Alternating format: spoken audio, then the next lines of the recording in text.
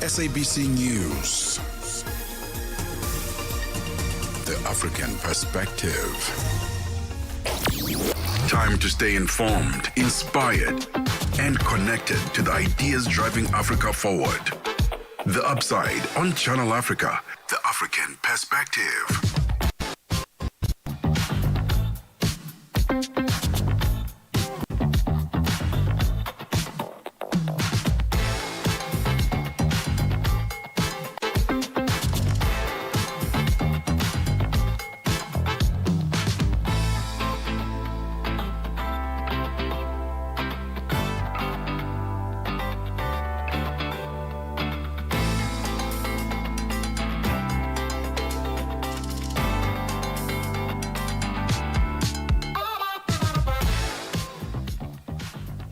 6 minutes into 1 p.m. in Central African time. Thank you very much for choosing to spend your Thursday afternoon here on the Upside, exclusively so on Channel Africa. ChannelAfrica.co.za on traditional World Wide Web is where you can listen in anywhere in the world.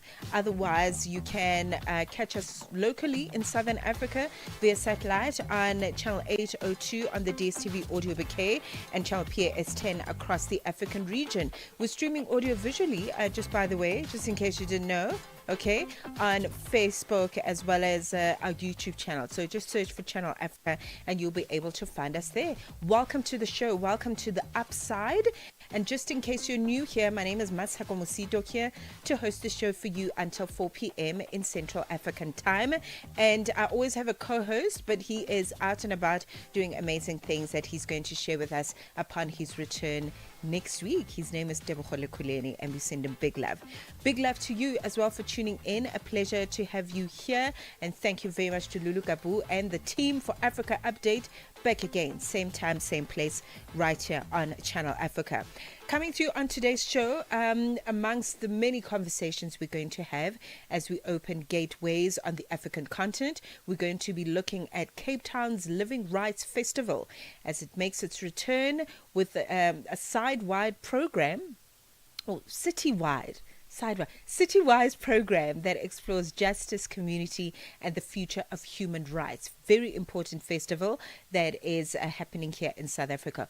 Also, if you managed to catch my throw forward, I did speak about Ayanda Kumete, who's doing amazing things in the space of arts. She has been at it for over 15 years, shaping South African art landscapes through her work as a curator, as a consultant, and a mentor.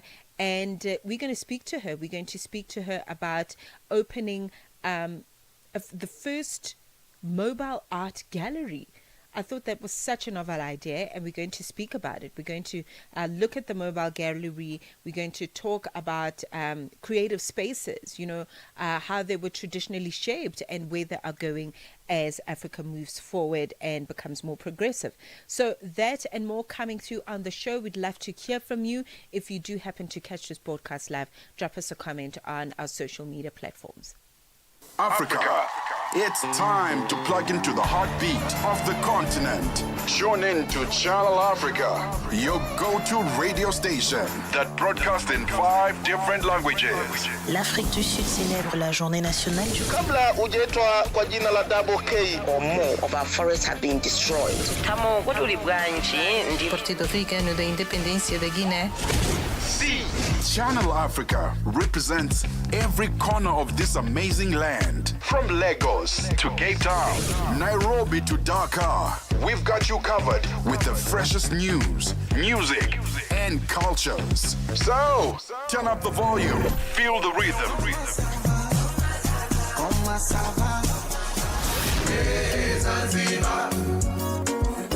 And join the conversation. Channel Africa, the African Perspective. Você é fluente em português? É apaixonado por rádio e quer trabalhar na África do Sul? Você tem documentos que o qualificam para trabalhar na África do Sul? Nesse caso, podemos ter uma oportunidade para você trabalhar no Canal África. Envie seu currículo e demonstração para Canal África at newsroom@channelafrica.co.za. Lembre-se, se você não receber alguma resposta nossa em 14 dias, isso significa que você não foi selecionado. Canal África, a perspectiva africana. The world is watching Johannesburg. Leaders from the planet's biggest economies gather to make decisions that shape nations, markets, and futures. You already know, Channel Africa will be right there, bringing you the conversations, insights, and analysis that matter. The best is yet to come. The G20 Summit from the 22nd to the 23rd of November. As it happens, from an African perspective, stay tuned to Channel Africa and get all the G20 analysis.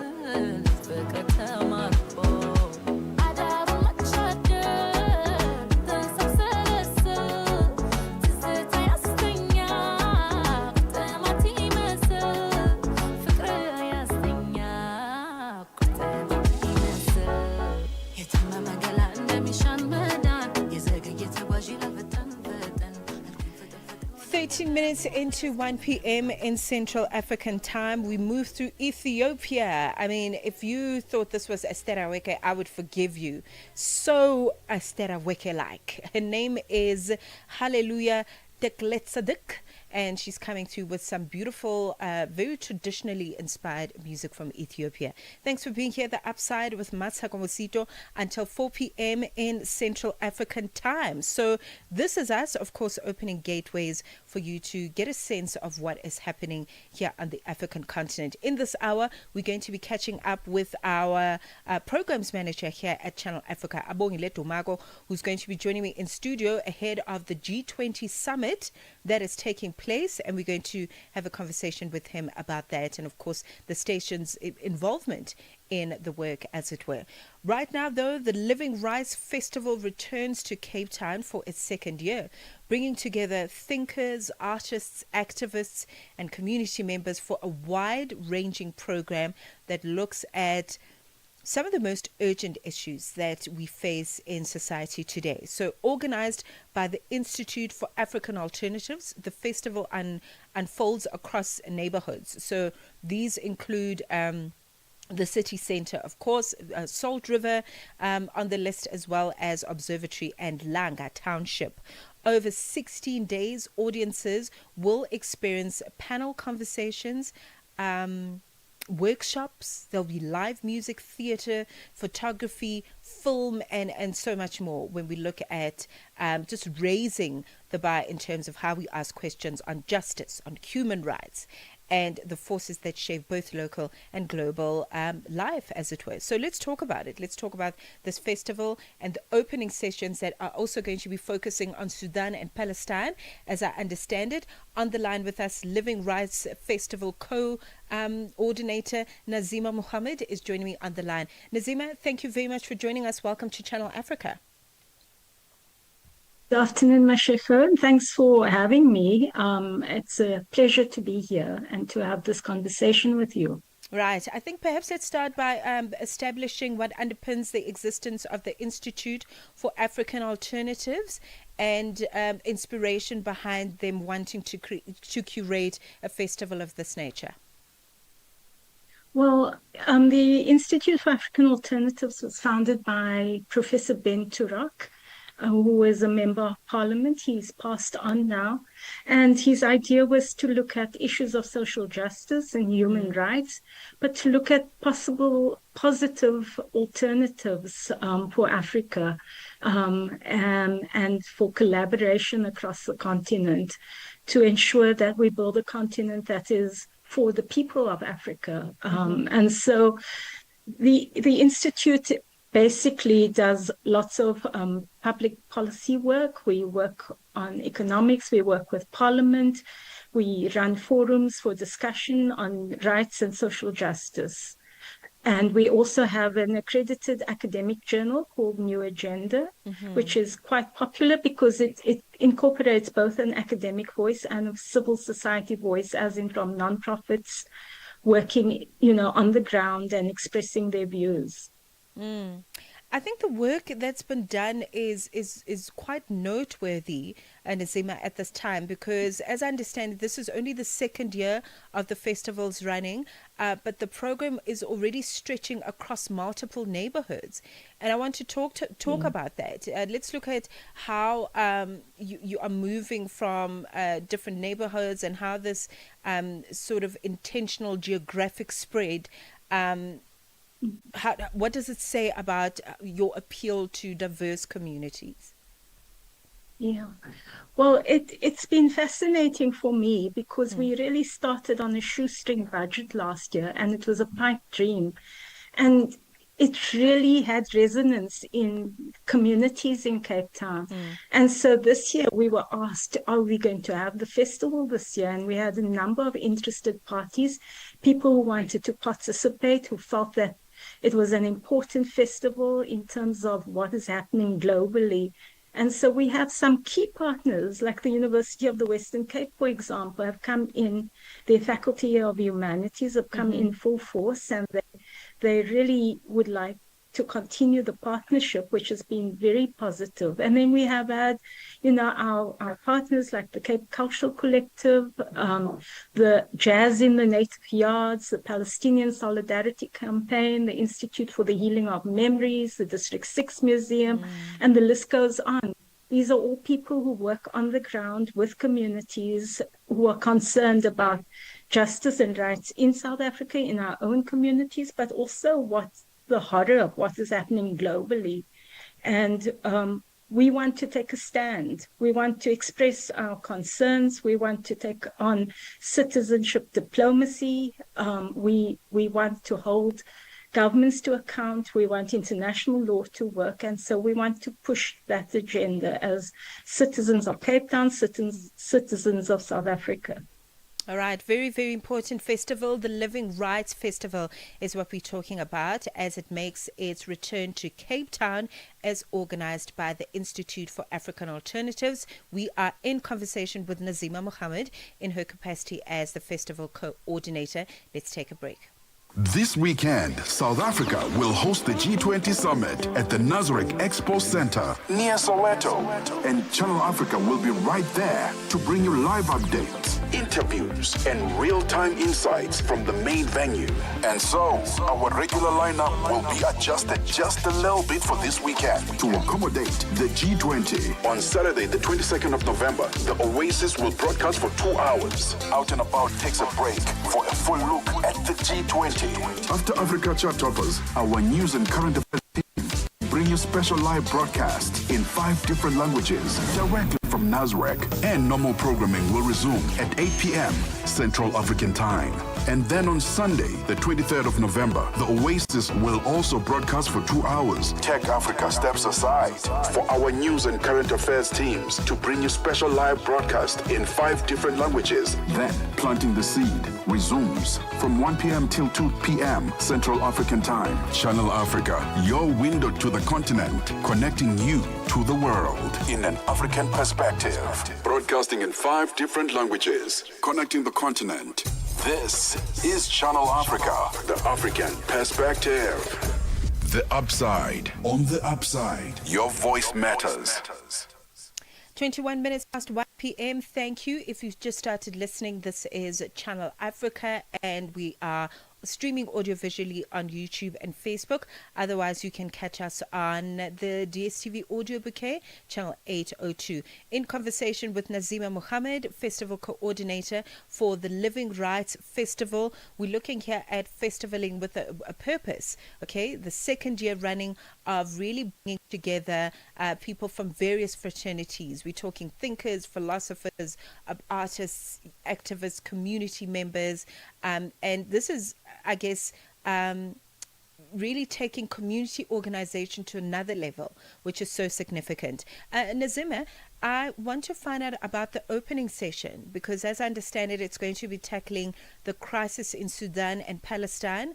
Talk to us about the conversation and what you hope will emerge when scholars and activists and community leaders come together to reflect on these conflicts. Sure.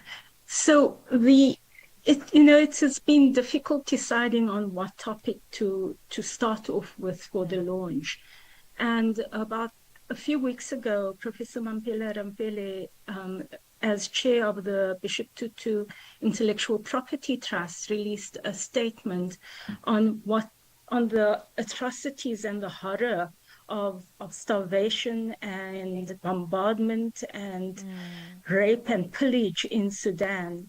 And we've known all about this, but really the focus has always been, I think, from citizens here, more on Gaza than on Sudan. And we don't want to lessen what is happening in any of these conflict situations. But we thought that there really is a need for South Africans and Cape Townians in this case to really understand what is happening in Sudan. And we wanted to have a session based on the challenges she put to government. We felt that it was also important to put it to civil society, to say, what is this? What is happening? What are we going to do about it? And we decided to do this because of the rising levels of xenophobia. I've seen horrific posts by people in relation to othering, our friends, comrades, colleagues from other parts of the African continent, people who have all played such a crucial role in our liberation as South Africans. We're seeing this horrible response to our own people on this continent who have contributed to our freedom, being attacked by our own citizens. And we felt that we needed to actually start unpacking what is happening in Africa and what does this kind of exploitation and colonization mean, not only for the people of Sudan and Congo and so on, but what it means for the whole continent. Yes. So we're starting with kind of a historical analysis. We start with Professor Mampela coming in and providing the overview based on her press release, but then we're also going to the historical analysis with Professor Shamil Jepi, who is an expert in the area from the University of Cape Town, and also the head of African Studies, Professor Suren Pillay.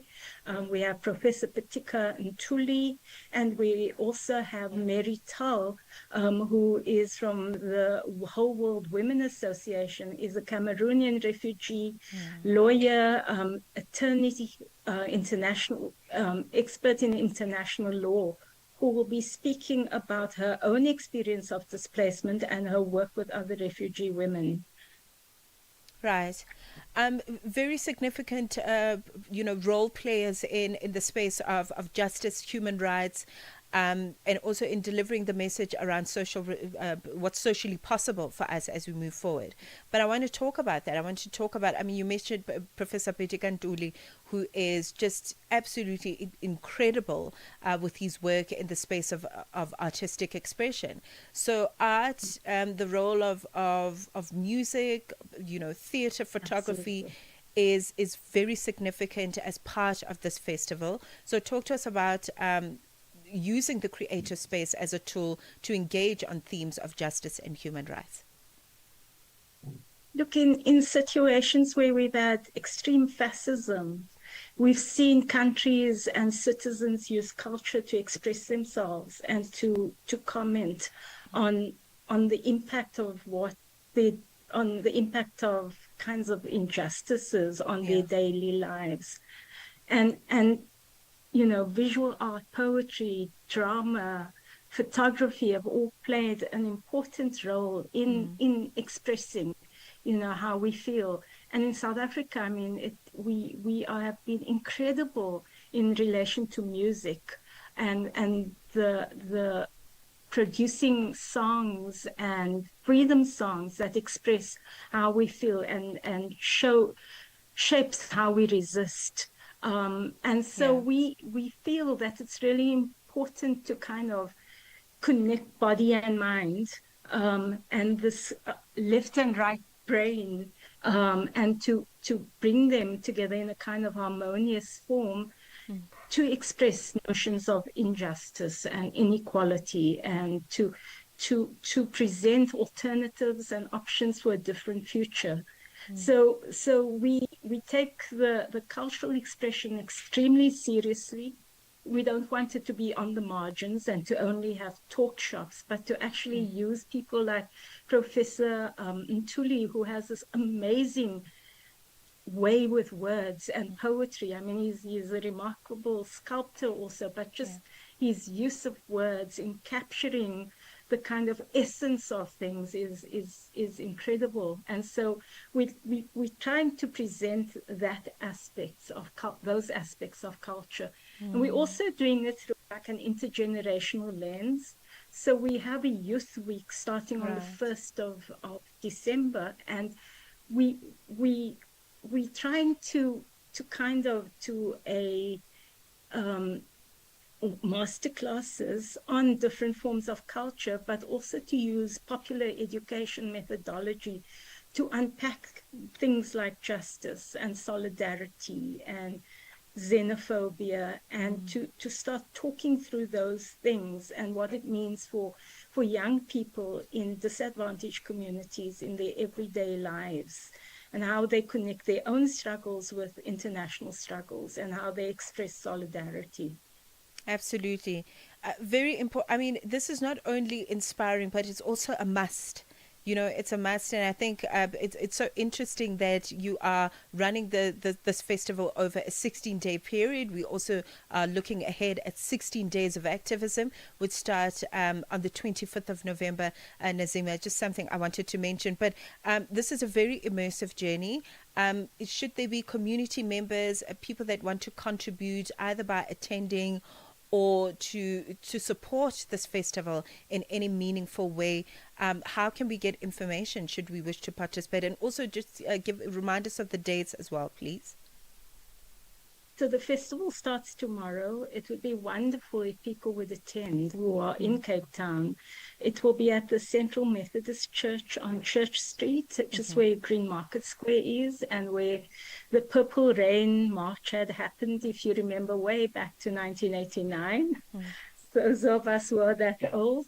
So it starts at 5, and it's the launch of the festival.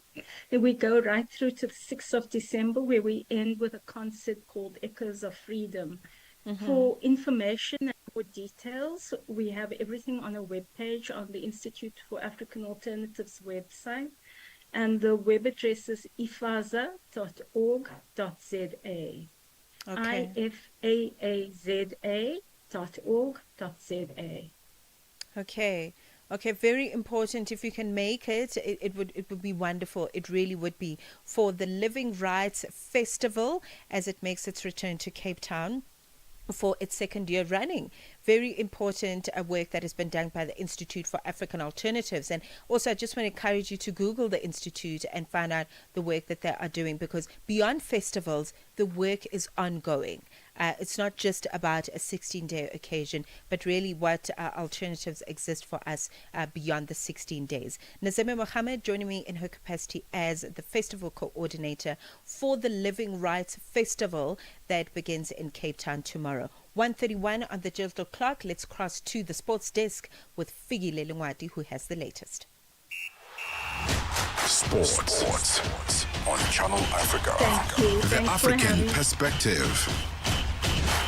We bet off with cricket news this hour. South Africa, the current ICC World Test champions, are in a position to add to their fairy tale. The Proteas go into Saturday's second test against India in Guwahati with their tails up and a rare series victory in India within their grasp. This weekend, cricket fans will be glued to the small screens where the Proteas take on India, the second and the final test in Guwahati. Now, Kagiso Rabado missed the opener due to a rib injury sustained during training, and with him still in doubt, Andile Phehlukwayo was added to the squad. Bowling coach Pete Botha says the challenge is to find the right balance that will allow them to take the 20 wickets required to win a test match without weakening the batting lineup. We actually got 3 or 4 guys who now can do a job with both bat and ball, which makes it a little bit better for selection. And it's also guys you can rely on different phases of the game, the new ball, and hopefully if you do get a little bit of reverse swing later on, you can play a role there. And obviously our spin bowlers, they're also playing a big role in between, so it's about how we're balancing that.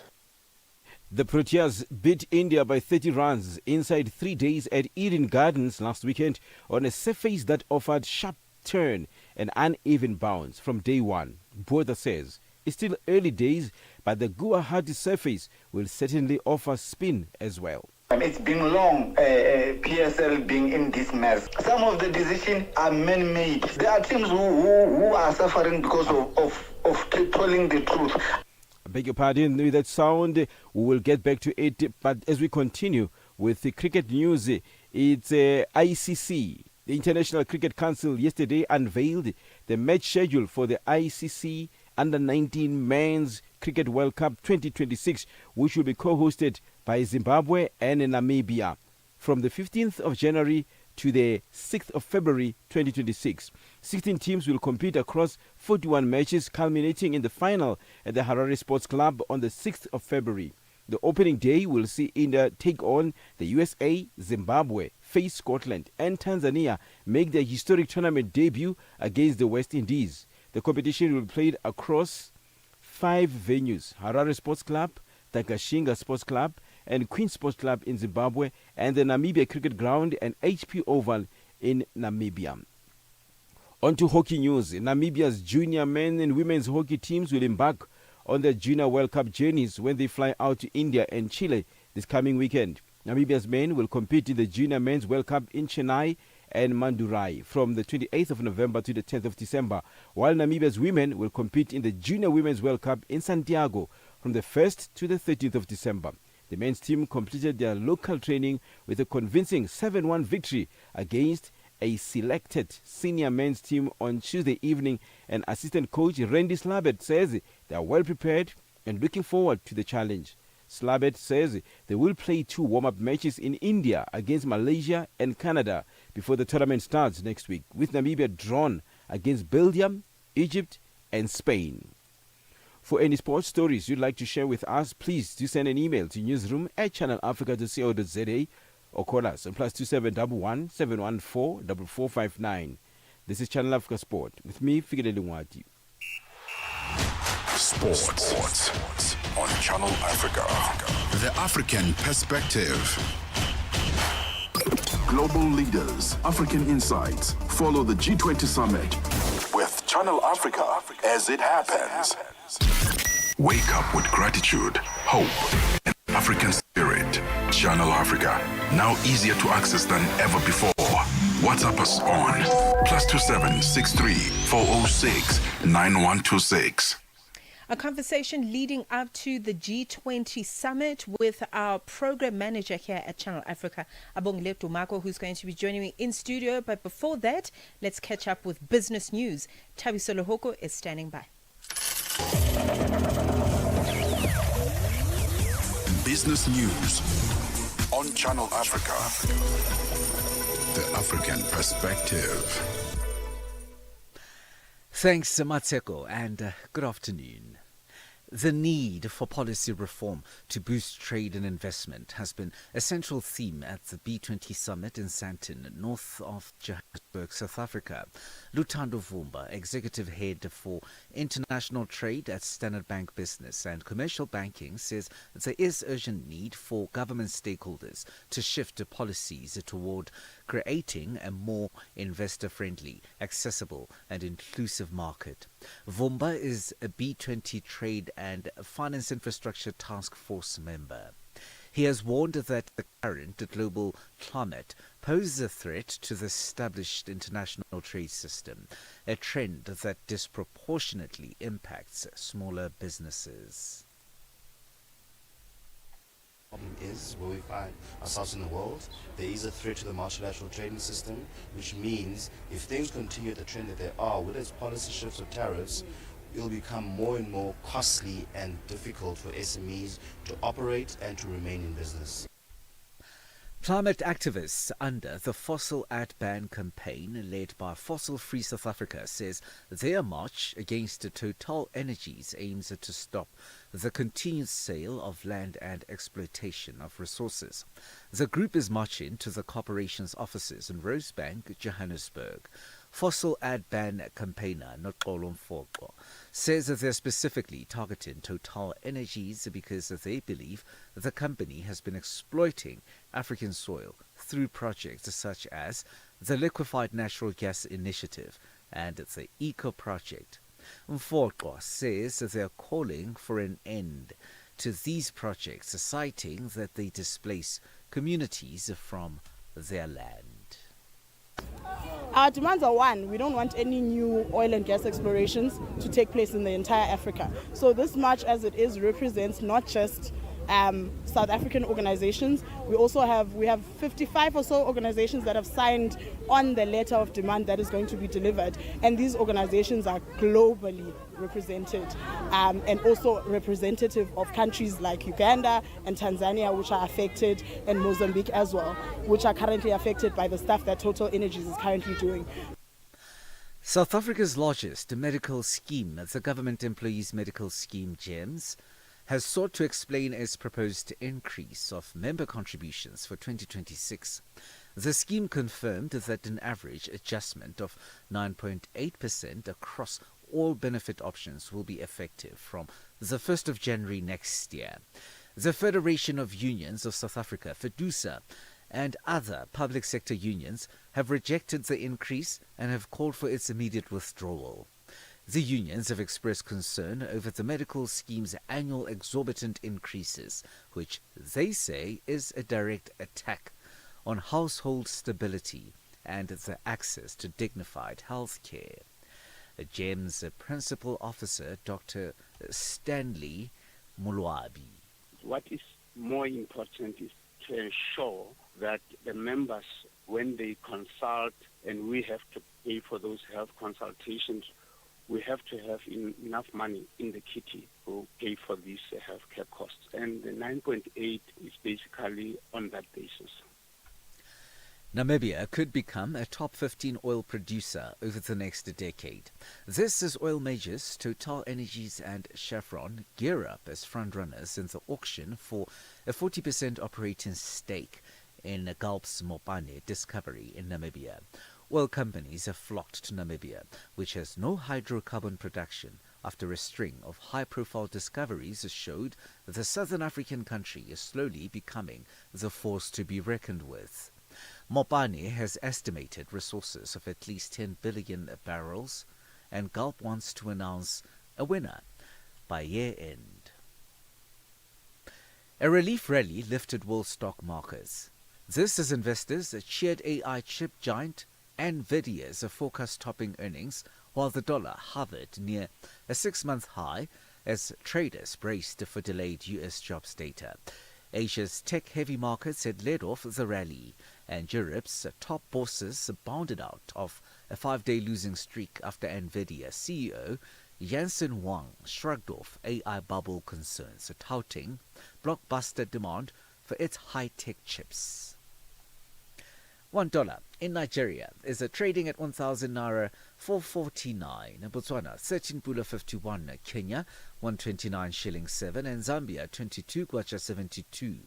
The BRICS countries in Brazil, the dollar there will cost you 5 real 32.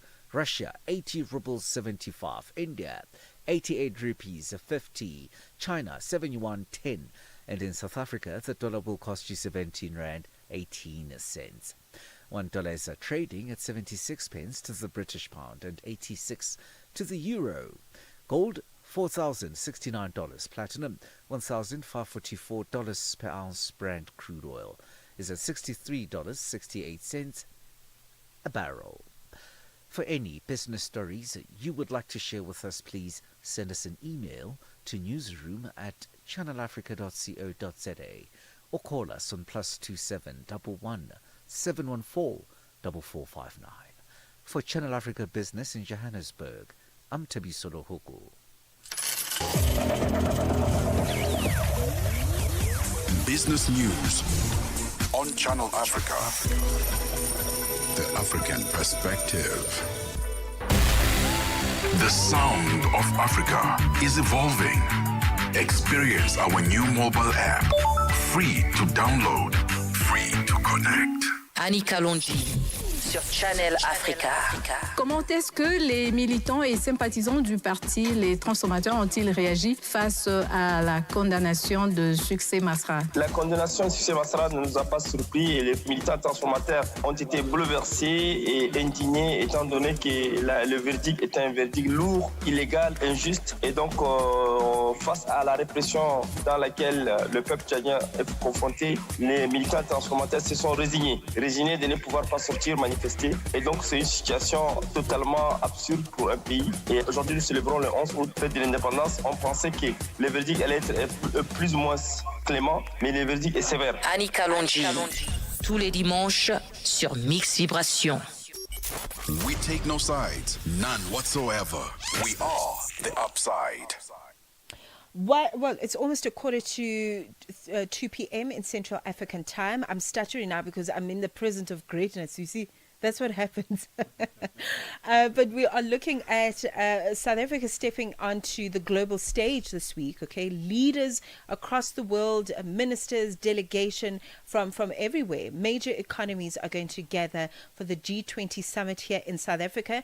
But beyond the political negotiations and the global policy debates, this is a moment that also shines a spotlight on how African voices and African media can frame and interpret geopolitical power at this time. So let's talk about it, because Channel Africa is the continent's international broadcaster. if you will. Okay, we play a critical role in being able to shape this narrative, and it is a pleasure for me to discuss the heart of the mission with Abongile Dumago, who's our program manager here at Channel Africa, so that we can unpack what the G20 means for not only global cooperation, but also how we can represent that through the stories that we'll be telling on the station. Abongile, pleasure to have you on the show. Thank you for joining me. Good afternoon. Thanks for having me. I don't know why you're stuttering, but hey. Listen, when the boss is in the house, you must be an upstanding member of society. Let's talk about the G20. Yes. Influential economies from the world are going to be here. Of course, Channel Africa bringing an African perspective in shaping the moment and the conversation. So let's talk about that. Let's talk about the significance of what's going to be happening, but also from a broadcasting perspective, what Channel Africa is going to bring to the table. Thank you so much. For the first time, actually, in our history, I would say as the continent, and maybe the continent, not specifically South Africa, it's the first time that we get to host such a huge, international global event. So Right. it's an opportunity for us to shine, if you like. It's an opportunity for us to ensure that we are able to showcase what we are made of within the media industry. Channel Africa being at the center and being the core of that broadcast that we will see happening Saturday and Sunday. It means a lot because we are now, in a nutshell, a go-to platform for our audiences across the continent. People are now going to know that if you want to know anything about Africa and beyond, for that matter, this is the place to go. So we are trying to create that conducive environment, that playground, if you like, for potential audiences to know that they can really at all costs rely on us for information. We've gone at lengths, Mmatsheko, to ensure that we leave no stone unturned in ensuring that the information that is going to be coming from us as Channel Africa, not only here or from the studio, but on the field, our digital ecosystem, we want to expand to ensure that we are as reachable as possible, because the main core of this whole thing, you want to be the go-to people come the broadcast for the G20. Yes, very important. But also, Channel Africa, just to highlight in some of the things that you've mentioned, we've been evolving in terms of our programming so that we can stay relevant to the mission. But also, you mentioned the changing social media and media landscape that we're seeing today. So what kind of stories, what kind of angles around G20 do you think will resonate most with our African listener today? Development, across all aspects: economic development, social development, entertainment as well, because you want to be a continent that is versatile in as far as the space for development to thrive, economic growth and all of those things. So those leaders in those discussions that they're going to be having, there's ultimately going to be a declaration that is going to be made. How are we going to relate to the declarations that are going to be made there? Are we going to be given deadlines to say, on this date and time, these are the deliverables, and this is when are we going to deliver on those? And then at the delivery stage, the impact that is going to be thereof, because you want to translate it on the ground. You can't have people talking in a four-wall room and then it ends there. Yes. The declarations are going to be signed. Forget that the US is trying to challenge that. That's a debate for another day. But you're going to have those declarations signed. Then what's left is to ensure that implementation does take place. So us, again, as the go-to people for the content thereof for Channel Africa, we need to be in the forefront in ensuring that those who are accountable in terms of the deliverables do come back and say that since the 22nd and the 23rd of November, when we're in South Africa, 2-3 years down the line, or even months down the line, this is how far we've come. These are some of the challenges that we are facing, but this is how we are planning to sort of address those. So our role now as the broadcaster would be ensure that we follow up on those promises and those declarations that have been made, that now they are being implemented on the practical level. Okay. Yes.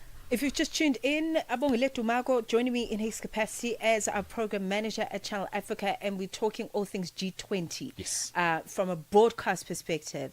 And also he is actually in charge of a big mission that is part of the station known as informal knowledge building. Okay, that's the business that we're in in this conversation. Okay, it's really taking those stories, as you've mentioned, that are policy, and bringing some humanity to policy and bringing it to the people in a way that they can understand.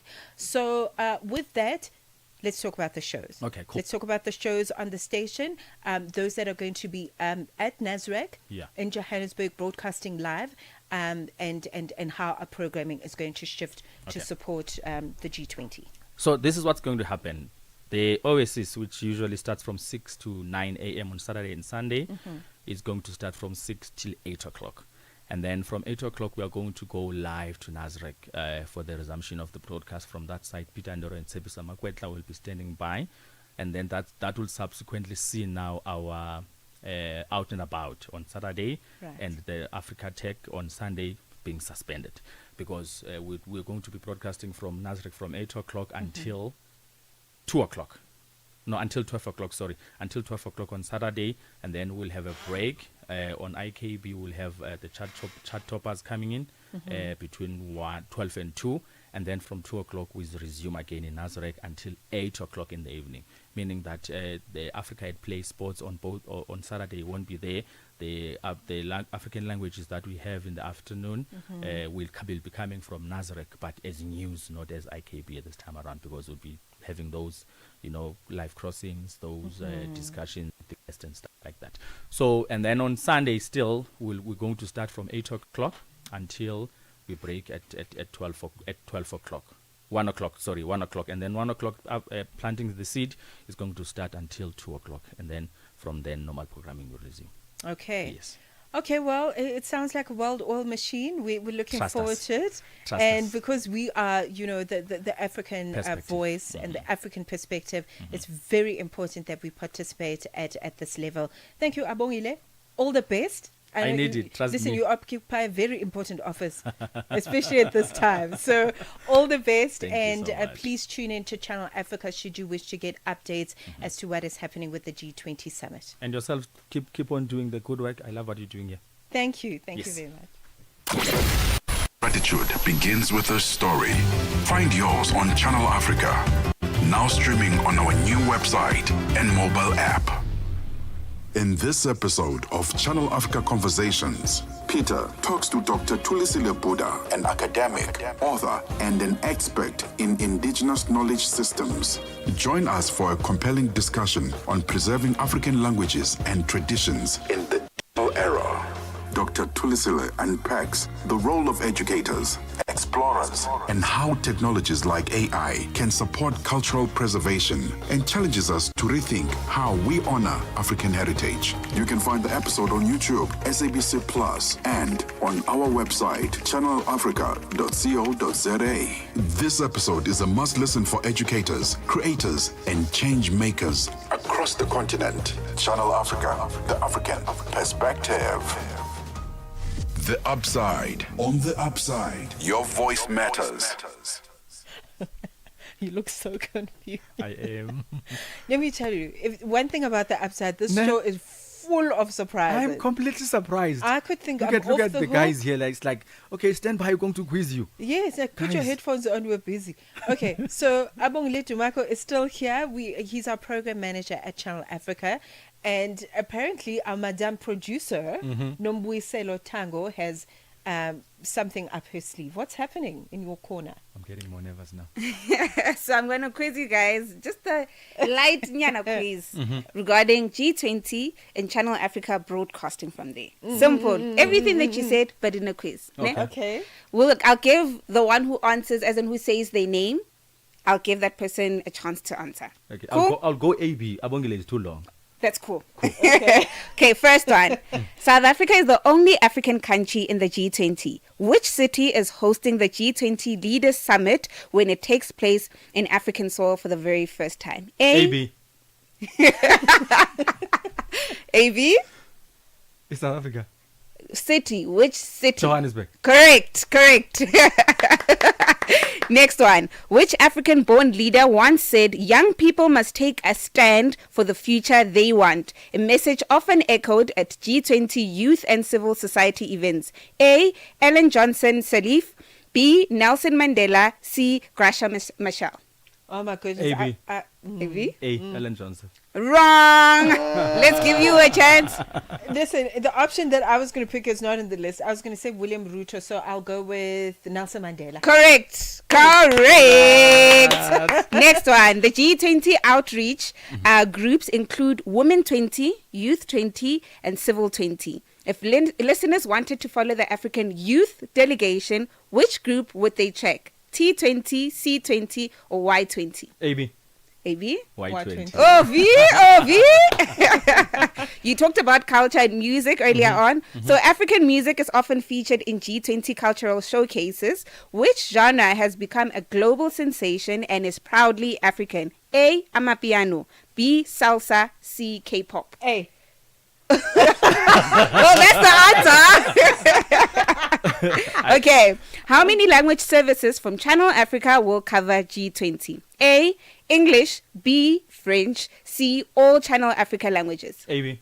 AB. All Channel Africa. Oh, V. Very disappointed if you didn't know that. And the last one. Where can our listeners tune in? A. Channel Africa website. B. YouTube. C. All our broadcasting platforms. AB. AB. All our broadcast. Ivo. There we go. Thank you so much. That's the end of our quiz. Listen, if there's one thing about our radio stuff, we know our story. Okay, now you know. Whew, I'm relieved. I thought it was going to be bad. You may exit. You may leave. With pleasure, ma'am. Thank you, guys. Your life, your rhythm, your Africa. Channel Africa. Find it for free on Google Play and the Apple App Store.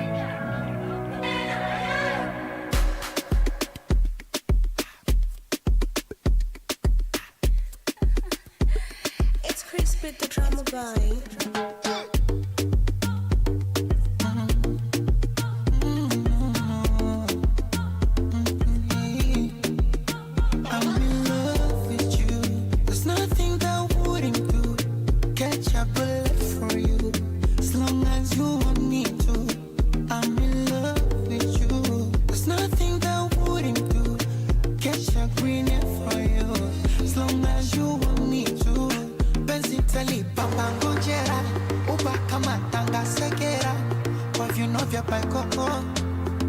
kutoka Manzabe, picha twazi twanga kisera, posti insta wanga kwa kera, baada ya chali kimoko. Cause I just wanna let them know I'm African beauty. African beauty. You're my African beauty. You're my African beauty.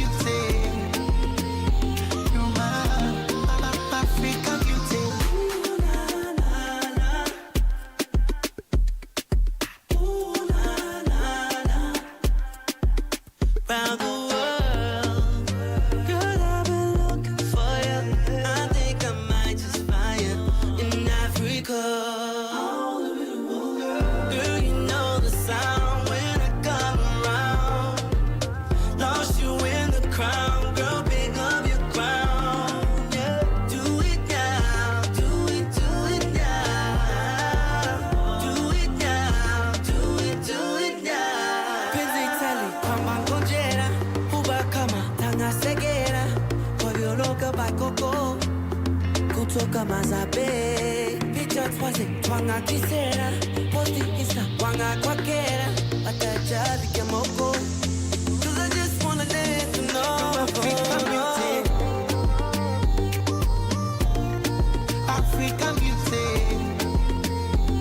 You're my African beauty. You're my African beauty. African beauty. Oh, love is what I see when I look into your eyes. Tiny cube, waga navona. And you know I deserve to be the one that takes you high. Timwili chumbani kila kona. Benzi teli papa ngojera. Uba kama tanga sekera. Kwa vino vya paikopo. Kutoka Manzabe, picha twazi twanga kisera, posti insta wanga kwa kera, baada ya Charlie Kimoko. Cause I just wanna let them know from Africa beauty. Oh, you're mine, yes, you're mine, Africa beauty.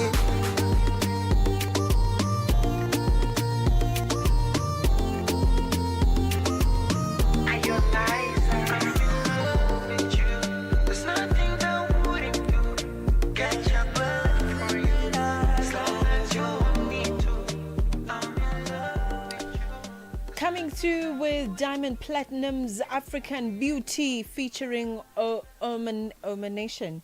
Ne? I'm literally staring at my technical producer, Kadru, and putting him under pressure. But listen, great music from Diamond Platinum's coming through, and this is us opening gateways into Africa. Very excited to be speaking to Ayanda Kumete, who is a South African art curator, a consultant, a mentor. And what we're going to be speaking about is how she has founded I Am Art Gallery, which is the first mobile art gallery. So creative economies really reinventing themselves, introducing new ideas to get the art to the people. So that's what we're going to be tackling in this hour, straight after the news bulletin with Jolani Chulungwepe standing by. SABC News. The African Perspective.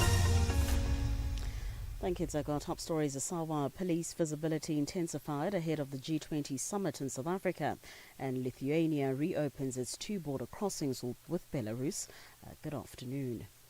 Police visibility has been intensified in various hotspots to ensure the safety of delegates and visitors coming to South Africa in their numbers for the G20 Leaders Summit in Johannesburg. Traffic volumes are expected to surge. Law enforcement authorities and other private security stakeholders have been deployed at all ports of entry ahead of the weekend summit. Nomtsikelelo Mtabela reports. In a report of around 800 pages, the inquiry's chair, Baroness Hallett, will examine the decisions made by the UK government. We do apologize for that incorrect soundbite. Guinea's junta leader Mamadi Doumbouya and 8 other candidates will contest next month's presidential election. Doumbouya, reneging from a vow he made when he seized power in 2021, put his name forward last week. This move could keep him in power for another 7 years as he runs as an independent. A new constitution pushed by the military-led government and approved in a referendum in September opened the door to his candidacy. Two strong potential challengers, former President Alpha Conde and former Prime Minister Sello Diallo, are ineligible because of age and residency rules in the new constitution. U.S. President Donald Trump says he will work to help end the war in Sudan after Saudi Crown Prince Mohammed bin Salman asked him to get involved in the matter.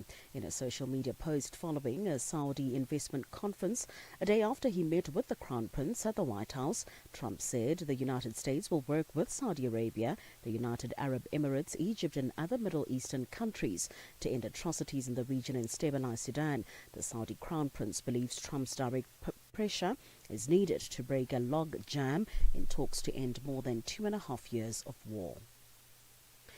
12 historical artifacts have been formally returned to Ethiopia after being kept by a German family for more than 100 years. The artifacts, originally connected in the 1920s by Germany's then envoy to Ethiopia, Franz Wies, and his wife Hedwig, were handed over to the Institute of Ethiopian Studies at Addis Ababa University. The collection includes crowns, shields and paintings, all considered culturally and historically significant in Ethiopia.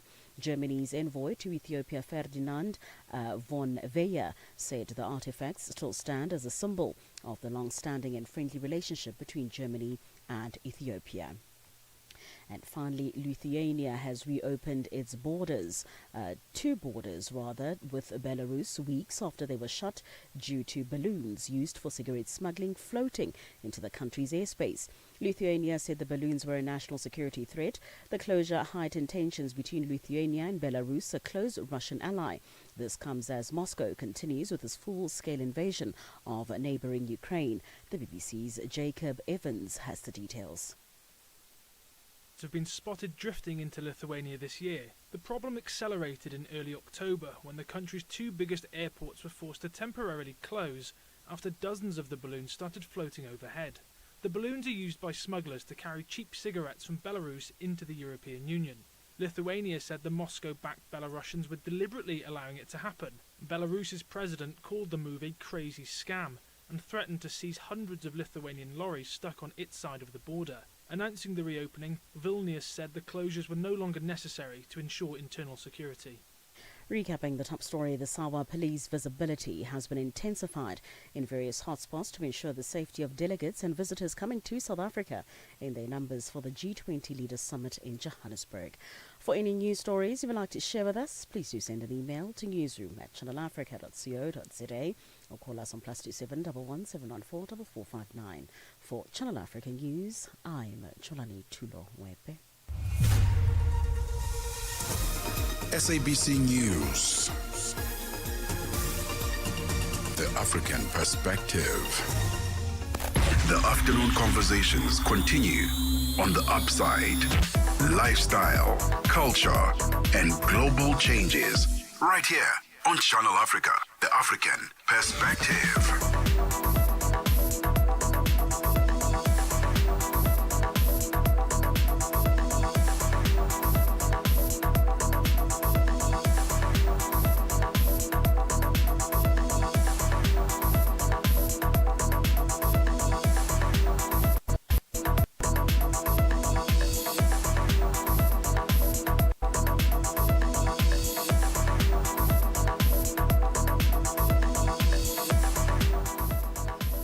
5 minutes into 2 p.m. in Central African Time. Thank you very much for staying with us. If you have been here for the upside, as we bring you all things from an African perspective, opening gateways into the African continent and filling you in on what you need to know.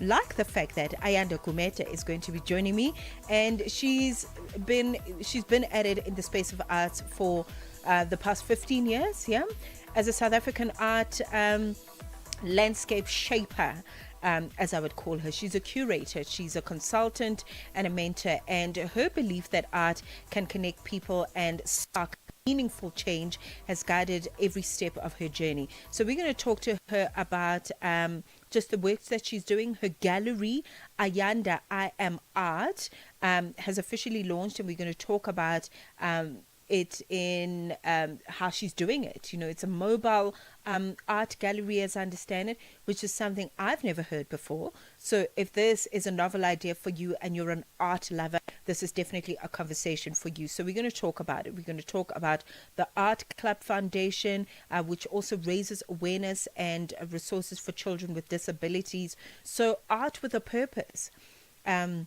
As we really look at her launching this mobile art platform, and also how she's merging the space of food and how it meets art. So much to talk about and unpack with Ayanda Gumete, who's going to be joining me on the show in the next few. Africa, meet Abedi. Yeah, that's me. Abedi is a music lover through and through. I really love African music. He's got a taste for all kinds of tunes and spends his days listening to Channel Africa. Guess what? He didn't know. Okay. Channel Africa wants to help Abedi and all music lovers everywhere to discover even more incredible music. That is why Channel Africa is calling on all African musicians to submit their music. Musicians, remember to give us all your relevant information. Make your submissions at music@channelafrica.co.za. Submissions are your chance to be heard on radio. But sadly, they do not guarantee that you'll be playlisted. All submissions will be carefully reviewed to see if they meet our station's requirement. Channel Africa, the African perspective.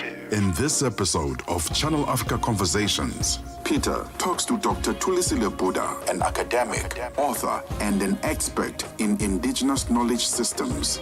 Join us for a compelling discussion on preserving African languages and traditions in the digital era.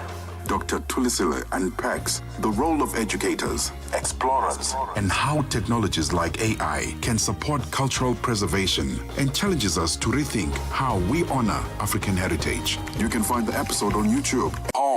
Stay logged right here. watching you safe.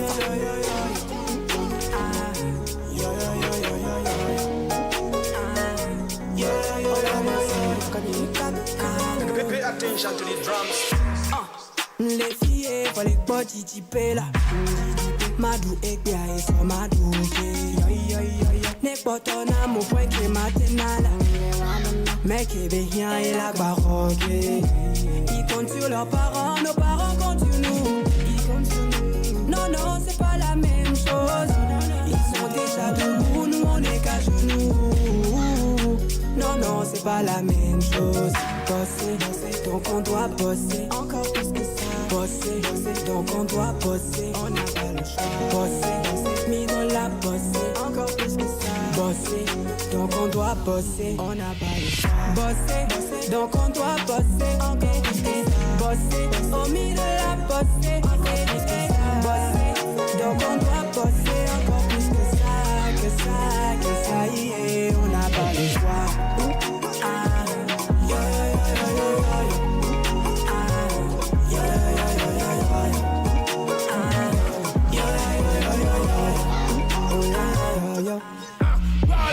Hustle doublé, y'a mis ton camp, y'a mis les toits, mais à Kalaïra, et moi l'activé, nous comme on dit, ouais la femme, y'a coup de type au coton, nous y'a Jack, pour coton, ça va cahier de test, ça y gazé.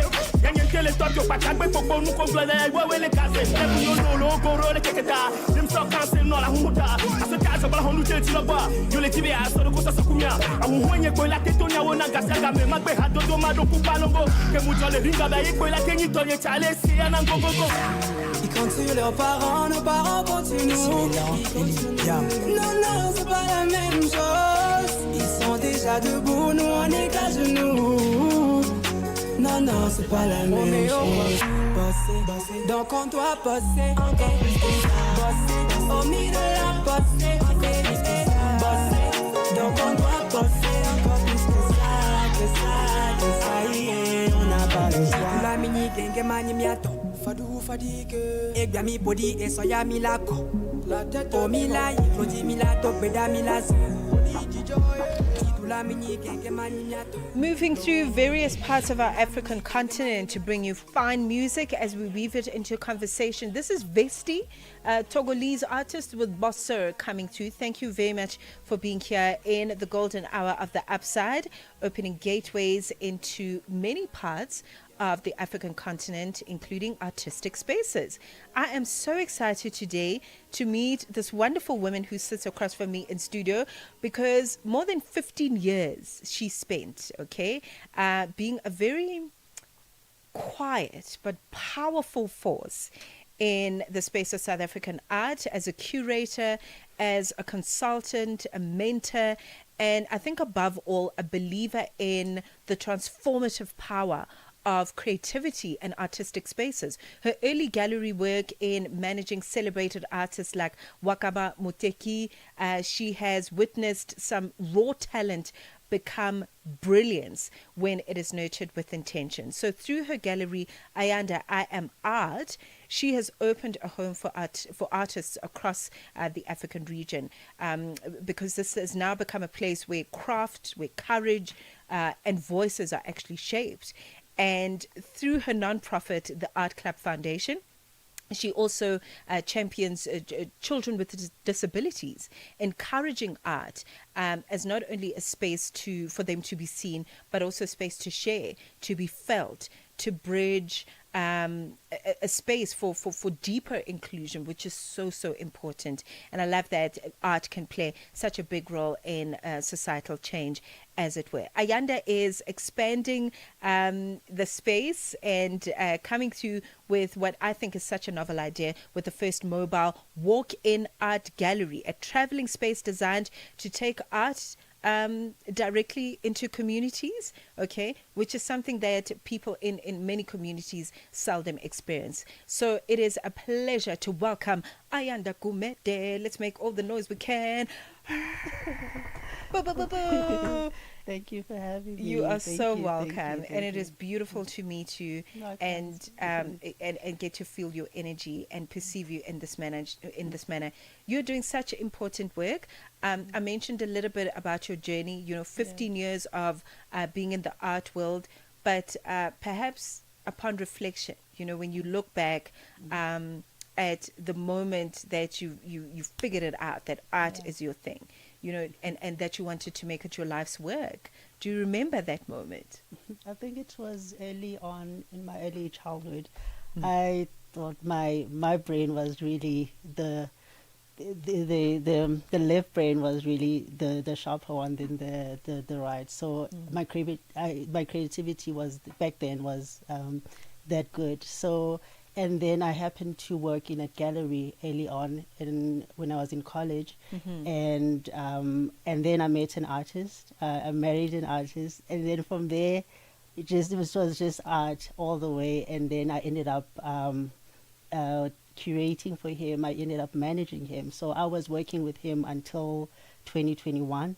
He passed on 2021, and then that's when I decided to work with other artists, because I saw that I can actually give them I have experience. I can actually give them guide them as a emerging artist. So I mainly work with emerging artists to just support them, because I know being an artist is not easy. Yeah. Absolutely. Yeah, but it's a lovely space to be in, but it's not easy. Yes, I've been there for, like I said, for more than 15 years in the art industry. Yeah. I can tell that, yes, there are challenges, but it fulfills you. I love it. This is who it's you my are. passion. Yes, Absolutely, yes, and this is where you're meant to be. Yeah. But just to stay on that note of managing Wakaba and perhaps the lessons that kind of watered what you are doing now with emerging artists. Talk to me about just some of the things that you learned that have shaped how you groom new artists right now that come into the space. Firstly, with the pricing, the artists pricing their work, and also them focusing, they have to have someone to guide, to be on the administrative side, be pushing for that. The thing that they need to focus on their production or work, because when they're mixing the two, they get distracted, and it just doesn't come out the way that it was meant to be on the canvas. So I will highly recommend artists working with someone that can guide, can be with them all on the administration side, and from pricing their works, and just just pricing their works, and also just guiding them on which on where to put their artworks in areas that they need to put their artworks. Okay, so with that, you then shape the space of Ayanda I Am Art. Yes. Which then becomes the vehicle at which you tell these stories. Any artists that you'd like to mention that have come into this initiative, this program, if I can call it that you'd really highlight, that when you think about them, you just you can't help but get teary-eyed?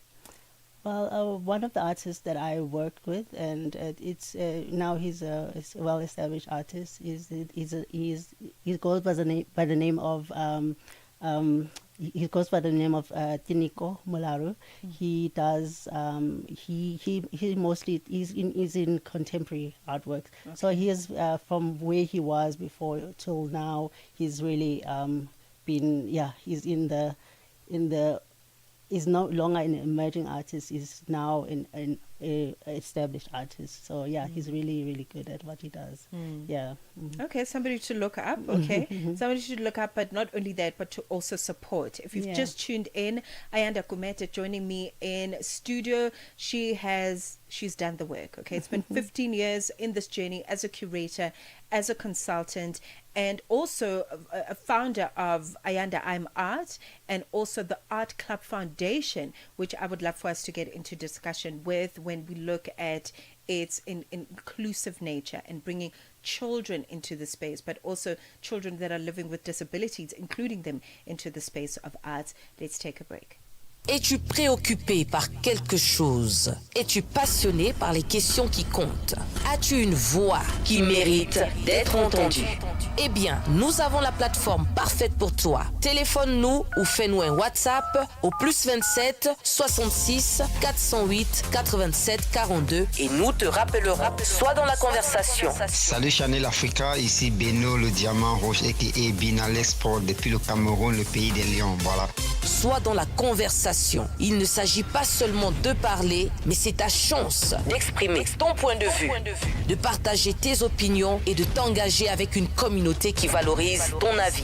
Suivez-nous sur les réseaux sociaux, visitez notre site www.channelafrica.co.za et préparez-vous à partager vos points de vue sur Channel Africa, la perspective africaine. Your afternoons just got even better, fresh and exciting. The Upside, hooking you up with today's news from an African perspective. We are talking about art, but art with a purpose, and all the most amazing feminines on the continent are paying it forward.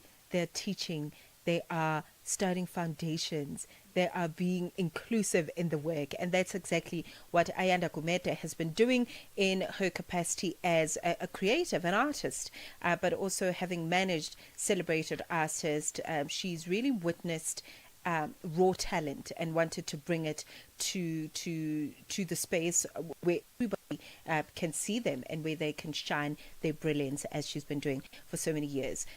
The non-profit, the Art Club Foundation, talk to me about what inspired that, because that's quite a deep mission, I would think, in the work that you're doing. So the Art Club Foundation, I formed it in 2022 through my life experience with my daughter, which is she has autism and also ADHD. So at the time, she was nonverbal. How we communicated or interacted wasn't like that easy, but I saw that how we could interact was through art. I think because also there was art around, but that's how we communicated. And I thought maybe other parents that are in the same situation can actually gain from this, where they can interact with their child, even if they're nonverbal, in art, creating an art therapy space for them, doing art together. Yeah, so that's how the Art Club Foundation was formed. Okay, and then in that inspiration with your daughter, obviously, in you seeing that it's a remedial activity for her, but also means for you to connect with her on a deep level as her parent. Let's talk about then art, play, art as part of children being able to express themselves. What have you seen in that space? So we were talking about her. She was able to, I think that's how she gained like confidence in herself. Yes. And it was through art, because every time we are doing art, she's more expressive, and we can see she communicates. But now she's verbal now. Now she writes instead of she writes. She likes writing now instead of like doing more art. So she's not into art like a lot of art, but she does writing. Yes. But what we do when I'm doing event, she actually comes with me and does face painting for the kids at any events that we do or attend. I think this also then just speaks to your mission, because you've always said that art it's not a luxury, and I think through the work of the foundation, you've been able to see that firsthand. Other children and other parents that have shared in the joy of using art as a tool for healing. Any stories there that you'd like to share? There is, I feel like there's quite a few, but I'll just name one. There is a parent that didn't see any, like she was actually tired of like going to therapies. And then when she came to our event and she saw how the child was was calm and relaxed in that environment, that's when she started taking the art therapy seriously. She always comes to the events that we do, or in other organization or stakeholders that do the events. She will come and attend. Yeah. So I think it's because most of the time we don't want to take our kids out because of the stigma of like them being different, but in that space where they can be able to be themselves, it's that is when we do art therapy. Then they're happy to come and join, or be at that space where they enjoy. Yeah. Mm. And it's safe. It's safe for the caregiver, and it's safe for the child as well. Yes. Okay, so now I'm interested in this art therapy because it sounds so therapeutic, and I think, regardless of whether you have a child that's got some challenge with neurodivergence or not, it can really, it serves its purpose. It does. So what does art therapy look like? Like, how do you approach it? Yeah. So what we do is I get easels, small easels, like the materials. There's and then paintbrush. It's either they draw with the parent. So each parent and the child gets the art the piece, and then they draw and then they paint. Painting. I mean, when you're doing an art therapy, you're not trying to create a Picasso or anything, but we're just trying to see how you are feeling on the inside, and then it does reflect on the canvas. It can be maybe you're doing doodles. You can be putting colors, like maybe it could be happy colors. It could be maybe dark colors. You can see that how the state of mind of the person, how they are at that moment. From the inside out through the art. Yeah. Okay, Ayanda, you are a force to be reckoned with, because now there's a mobile art gallery as well, which, as I understand it, is South Africa's first, and also it's something I've never heard of before, and it intrigued me deeply in terms of just the idea of being able to get art, because isn't that the mission, to get the art to the people and as many people as we can? So you saw a gap in the market, I'm imagining, and then how did you connect the dots that let's make it mobile? What I realized is that most emerging artists, they will ask me like, where can I take my artwork? Because I didn't have an actual gallery, but I had an online gallery, and they want people to see their work not only online but like physically. So that's how it started. Like, okay, what can I do to? Because I used to use other spaces, other galleries to exhibit for them, or even museum. Because the last exhibition that I did was called Empowered Voices, which I put together a 10 group of female visual artists to do the Empowered Voices, just to tell our stories, where you come from as an artist or as an individual on the canvas. So that's where the mobile gallery, because I was getting a lot of requests, so I thought the mobile can work. I can take it anywhere to rural areas. I can take it to township where I come from. Originally I'm from Umlazi. So I would love to take it there. I love to get other creative that want to do what I'm doing to be a part of. So you don't have to go to big galleries. You can actually do your exhibition in the mobile galleries wherever you are. Yeah. It sounds like it's serving its purpose in the artistic ecosystem, and what has been your observation in terms of how the gap that you're trying to fill, especially in the township. Before you came through with the mobile art gallery, what is the space of art like in townships like Mlazi and perhaps other townships where you've seen the work? I think it's not something that is taken seriously, or it's just it's a hobby. So I want to bring it. Can be something fun for other people, but some people can actually turn it into a career. So there is a space for that, where I think also because they're not motivated or encouraged to do art. That's why it's a bit scarce in the townships areas. Yeah. Yeah. Okay.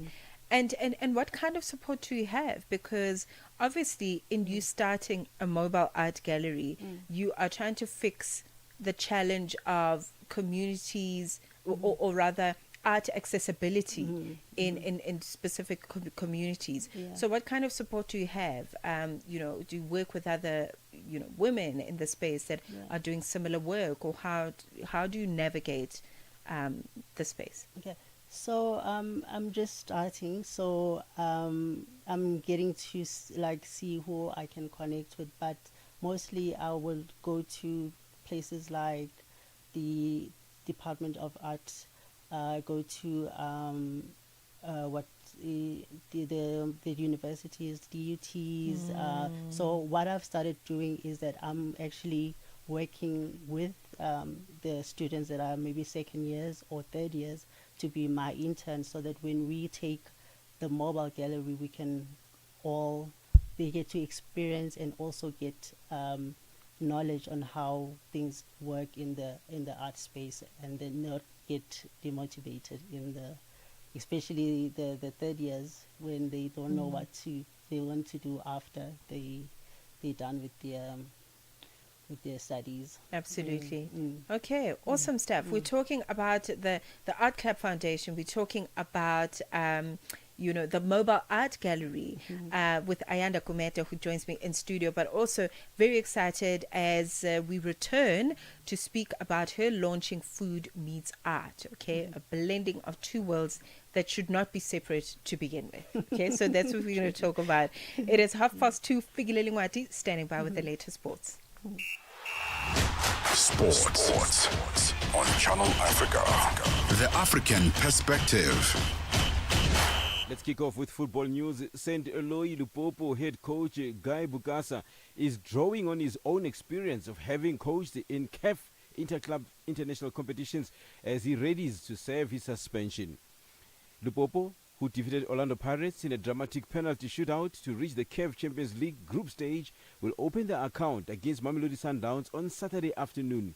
Even though he will not be allowed to sit on the bench due to a 6-match suspension by CAF, the 38-year-old is ready to influence preparations and strategy heavily in the build-up to the encounter. I coach in your football only national team.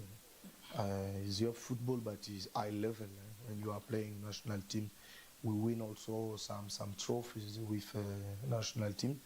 But I coaches also some senior team like Rayon Sport, AS Kigali, New King Congo. I told you I played also Confederation Cup in the past. But now I think I'm growing now, and we decide to shift and to come back in daily football. Now on to cricket news. South Africa, the current ICC World Test champions, are in position to add to their fairy tale. The Proteas go into Saturday's second test against India in Guwahati with their tails up, and a rare series victory in India within their grasp. This weekend, cricket fans will be glued to the small screens when the Proteas take on India, the second and the final test in Guwahati. They are a draw away from a first series win in India in 25 years. Now, bowling coach Pete Botha says the challenge is to find the right balance that will allow them to take the 20 wickets required to win a test match without weakening the batting lineup. We actually got 3 or 4 guys who now can do a job with both bat and ball, which makes it a little bit better for selection. And it's also guys you can rely on different phases of the game, the new ball, and hopefully if you do get a little bit of reverse swing later on, you can play a role there. And obviously our spin bowlers, they're also playing a big role in between, so it's about how we're balancing that. The Proteas beat India by 30 runs inside their 3 days at Eden Gardens last weekend on a surface that offered sharp turn and uneven bounce from day one. Botha says it's still early days, but the Guwahati surface will certainly offer spin as well. As far as the pitch is concerned, obviously I had a look at it this morning, still 2 days out.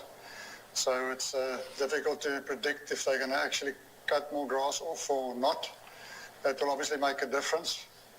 But what we heard is that, it tends to be a good batting wicket up front. And, it comes spinning wicket later on in the game. But we'll have to wait and see. Maybe it spins earlier, like the previous test turned out to be. And we end with hockey news. Namibia's junior men and women's hockey teams will embark on their Junior World Cup journeys when they fly out to India and Chile this coming weekend. Namibia's men will compete in the Junior Men's World Cup in Chennai and Madurai from the 28th of November to the 10th of December, while Namibia's women will compete in the Junior Women's World Cup in Santiago from the 1st to the 13th of December. The men's team completed their local training with a convincing 7-1 victory against a select senior men's team on Tuesday evening, and assistant coach Randy Slabet says they are well prepared and looking forward to the challenge. Slabet says they will play 2 warm-up matches in India against Malaysia and Canada before the tournament starts next week, with Namibia drawn against Belgium, Egypt and Spain. For any sports stories you'd like to share with us, please send an email to newsroom@channelafrica.co.za or call us on +27 11 714 4459. This is Channel Africa Sport with me, Fikile Lingwati. Sports on Channel Africa. The African perspective. This weekend, South Africa will host the G20 summit at the Nasrec Expo Center near Soweto. And Channel Africa will be right there to bring you live updates, interviews, and real-time insights from the main venue. And so, our regular lineup will be adjusted just a little bit for this weekend to accommodate the G20. On Saturday, the 22nd of November, the Oasis will broadcast for 2 hours. Out and About takes a break for a full look at the G20. After Africa Chart Toppers, our news and current affairs team will bring you special live broadcasts in 5 different languages directly from Nasrec. And normal programming will resume at 8 p.m. Central African Time. And then on Sunday, the 23rd of November, the Oasis will also broadcast for 2 hours. Tech Africa steps aside for our news and current affairs teams to bring you special live broadcasts in 5 different languages. Then, Planting the Seed resumes from 1 p.m. till 2 p.m. Central African Time. Channel Africa, your window to the continent, connecting you to the world in an African perspective. 2:36 on the digital clock. Tabiso Lehoko standing by with the latest in business news. Business news on Channel Africa. The African perspective. Thanks, Mmatsheko, and good afternoon. The need for policy reform to boost trade and investment has been a critical theme at the B20 summit in Sandton, north of Johannesburg, South Africa. Luthando Vumba, head of international trade at Standard Bank Business and Commercial Banking, says that there is urgent need for government stakeholders to shift policies toward creating a more investor-friendly, accessible and inclusive market. Vumba is a B20 Trade and Finance Infrastructure Task Force member. He has warned that the current global climate poses a threat to the established international trade system, a trend that disproportionately impacts smaller businesses. The Finance Infrastructure Task Force looked at what the problem is, where we find ourselves in the world. There is a threat to the multilateral trading system, which means if things continue the trend that they are, whether it's policy shifts or tariffs, it will become more and more costly and difficult for SMEs to operate and to remain in business. Climate activists under the Fossil Ad Ban campaign led by Fossil Free South Africa say their march against the Total Energies aims to stop the continued sale of land and exploitation of resources. The group is marching to the corporation's offices in Rosebank, Johannesburg. Fossil Ad Ban campaigner Noxolo Mfoqo says that they are specifically targeting Total Energies because they believe the company has been exploiting African soil through projects such as the Liquefied Natural Gas Initiative and the Eco Project, Mfoko, says that they are calling for an end to these projects, citing that they displace communities from their land. Our demands are one, we don't want any new oil and gas explorations to take place in the entire Africa. So this march as it is represents not just South African organizations. We have 55 or so organizations that have signed on the letter of demand that is going to be delivered, and these organizations are globally represented and also representative of countries like Uganda and Tanzania, which are affected, and Mozambique as well, which are currently affected by the stuff that Total Energies is currently doing. South Africa's largest medical scheme, the Government Employees Medical Scheme, which has sought to explain its proposed increase of member contributions for 2026. The scheme confirmed that an average adjustment of 9.8% across all benefit options will be effective from the 1st of January next year. The Federation of Unions of South Africa, FEDUSA, and other public sector unions have rejected the increase and have called for its immediate withdrawal. The unions have expressed concern over the medical scheme's annual exorbitant increases, which they say is a direct attack on household stability and the access to dignified health care. GEM's principal officer, Dr. Stanley Moabi. What is more important is to ensure that the members, when they consult and we have to pay for those health consultations, we have to have enough money in the kitty to pay for these healthcare costs. And the 9.8 is basically on that basis. Libya's National Oil Corporation says it is approaching the final stage of a public exploration bid round, with companies expected to submit offers and open bids in February 2026. Oil officials say the bid round, the first in over 17 years, covers 22 areas for oil exploration and development, including 11 offshore and 11 onshore blocks. The bidding round, announced on the 3rd of March, comes as Africa's second largest oil producer and member of the Organization of the Petroleum Exporting Countries, seeks to raise its oil output.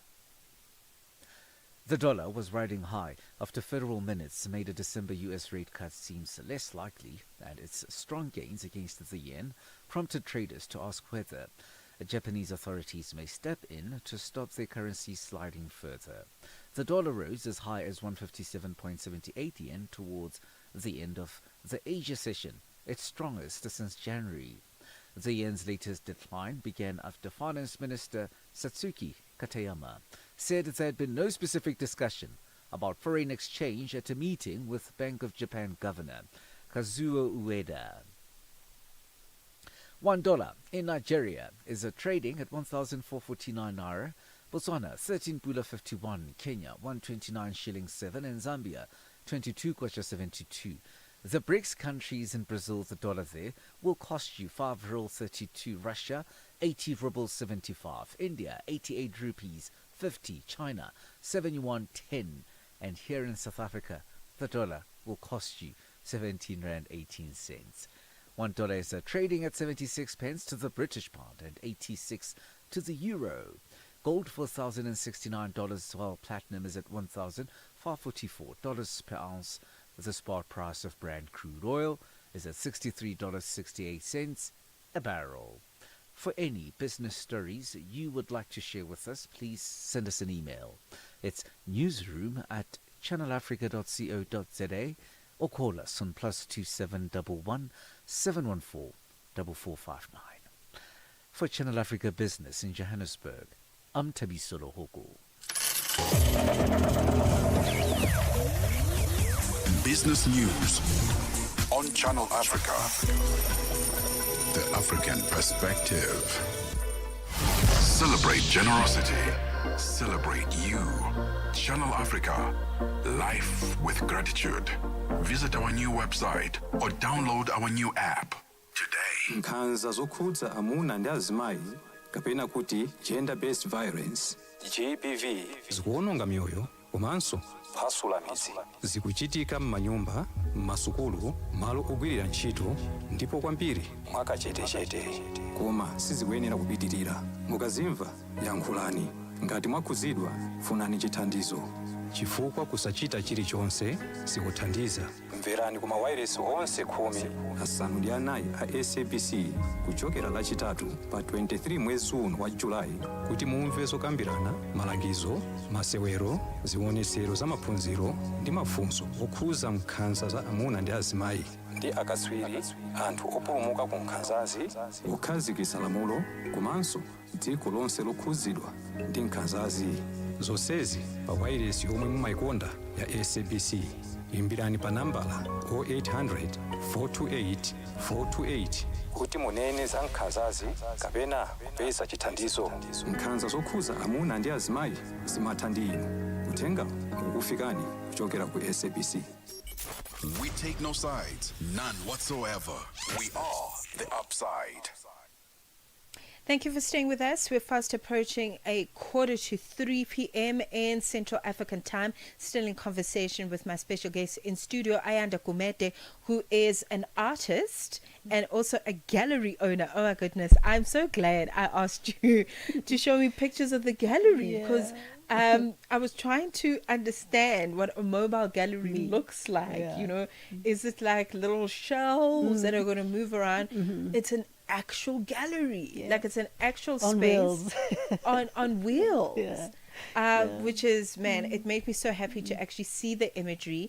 And we were speaking off the record, now I'm going to bring it on the record, about art being so sacred that people want to actually walk in and see it on a wall. That's how we want to experience it.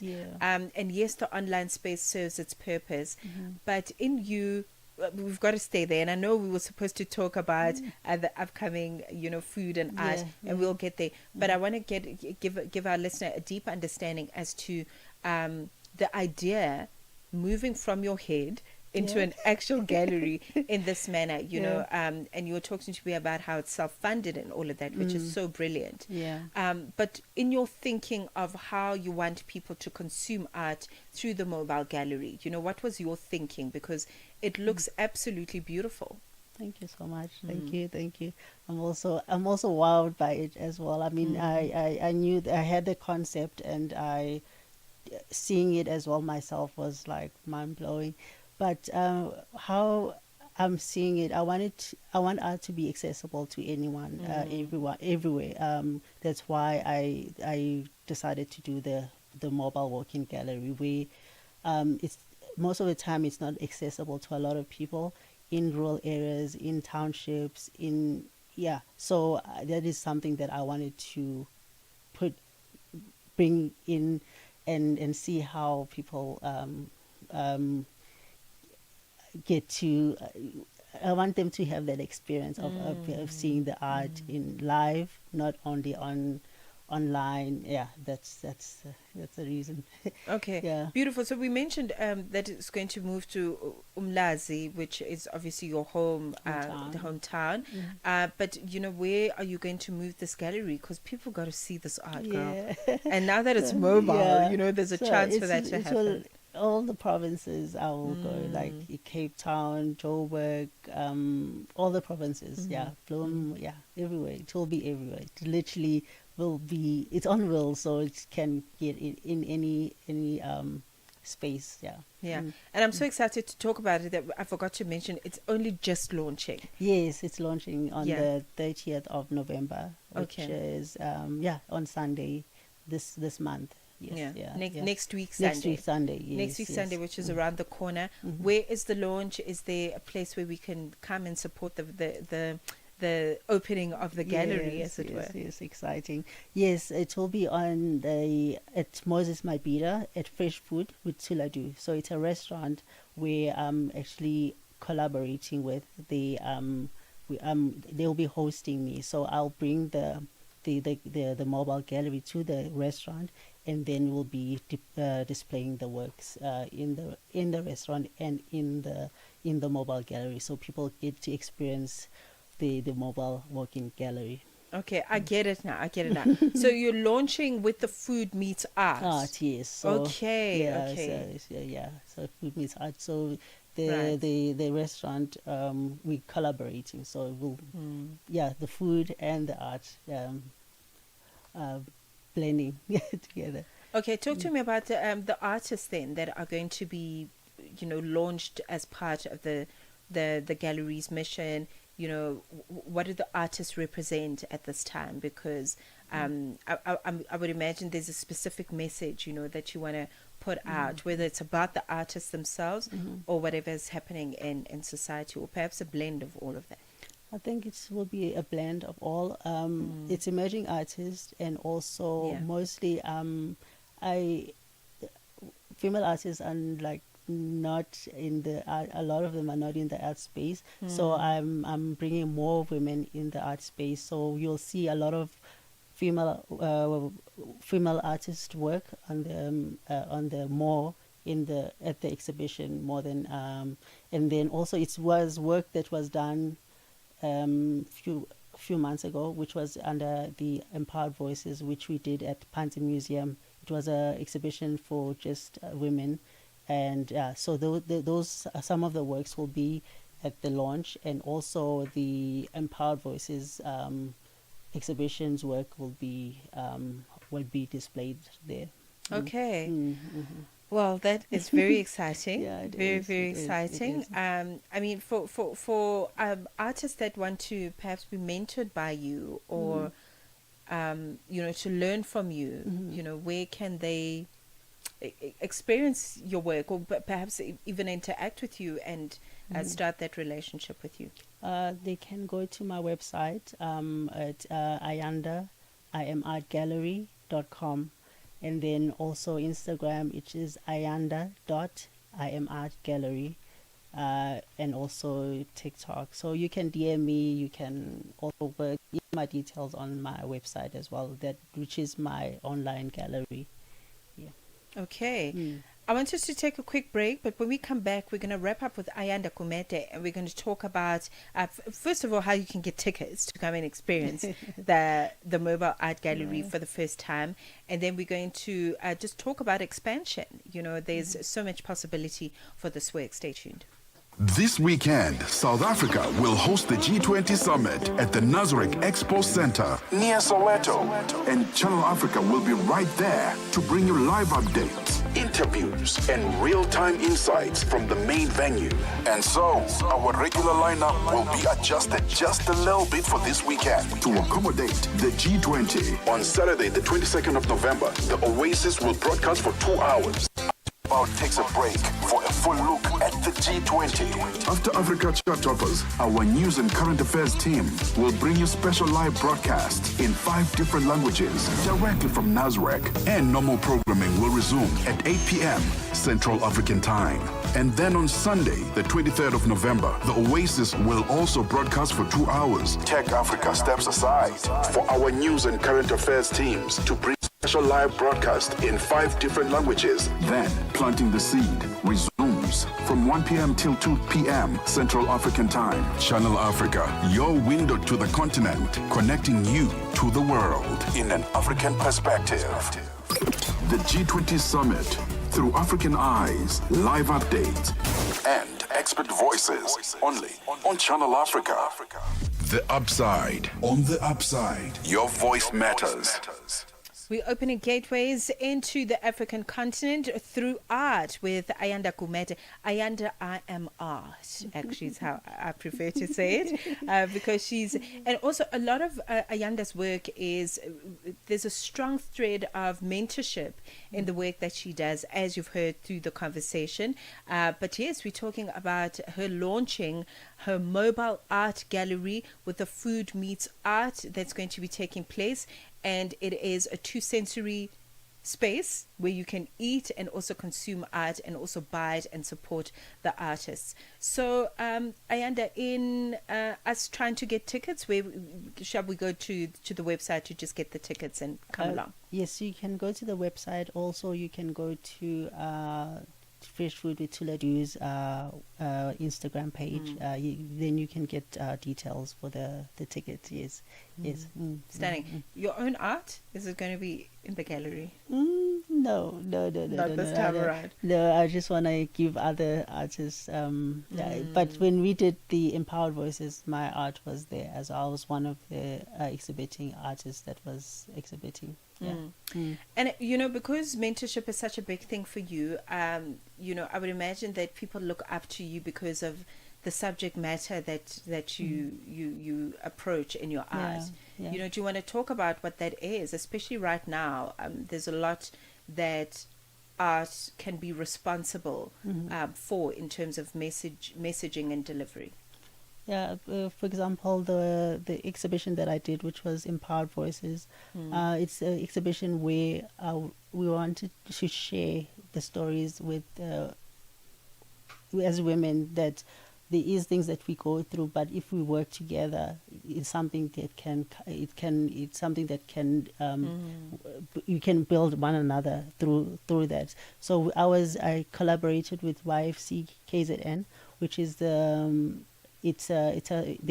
have an organization. It's an organization where they support the self-help group in KZN. So women, they maybe some of them they're single parents. Some of them they've lost their husbands, but them forming the self-help group, they're able to help one another. They have like some sort of a stokvel where they put in money every Mondays to if one of them needs a loan, they can take it from the self-help group instead of getting it from a loan shark, because they can get exorbitant percentage when they returning back the money. Whereas in the self group, it's no one's money. It's actually their money. So whenever someone is in need, they help. That not only with finances but also emotionally, they help one another. So that's what we were trying to talk about, because there's not a lot of like women working together most times people want to not be, but that doesn't make you, if you don't work with other people, whether it's a female or male, you don't grow as a person. So that's what I was trying to put out.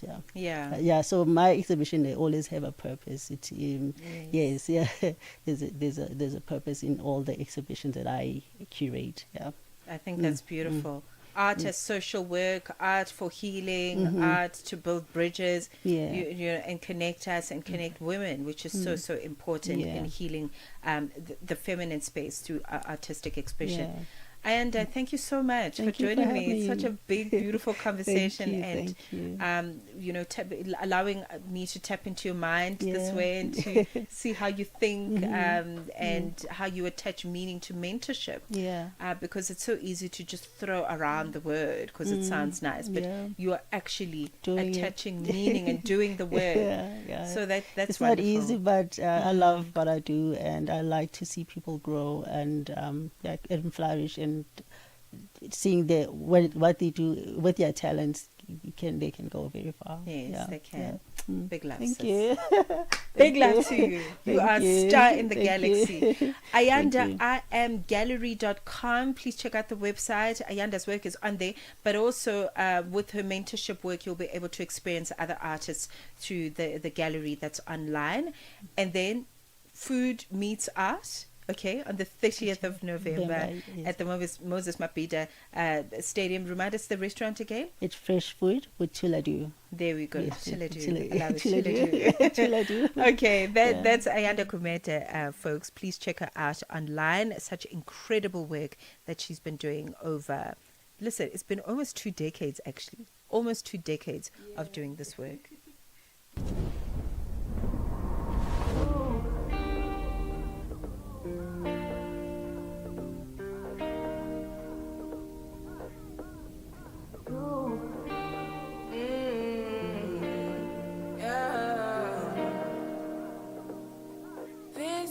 Decision.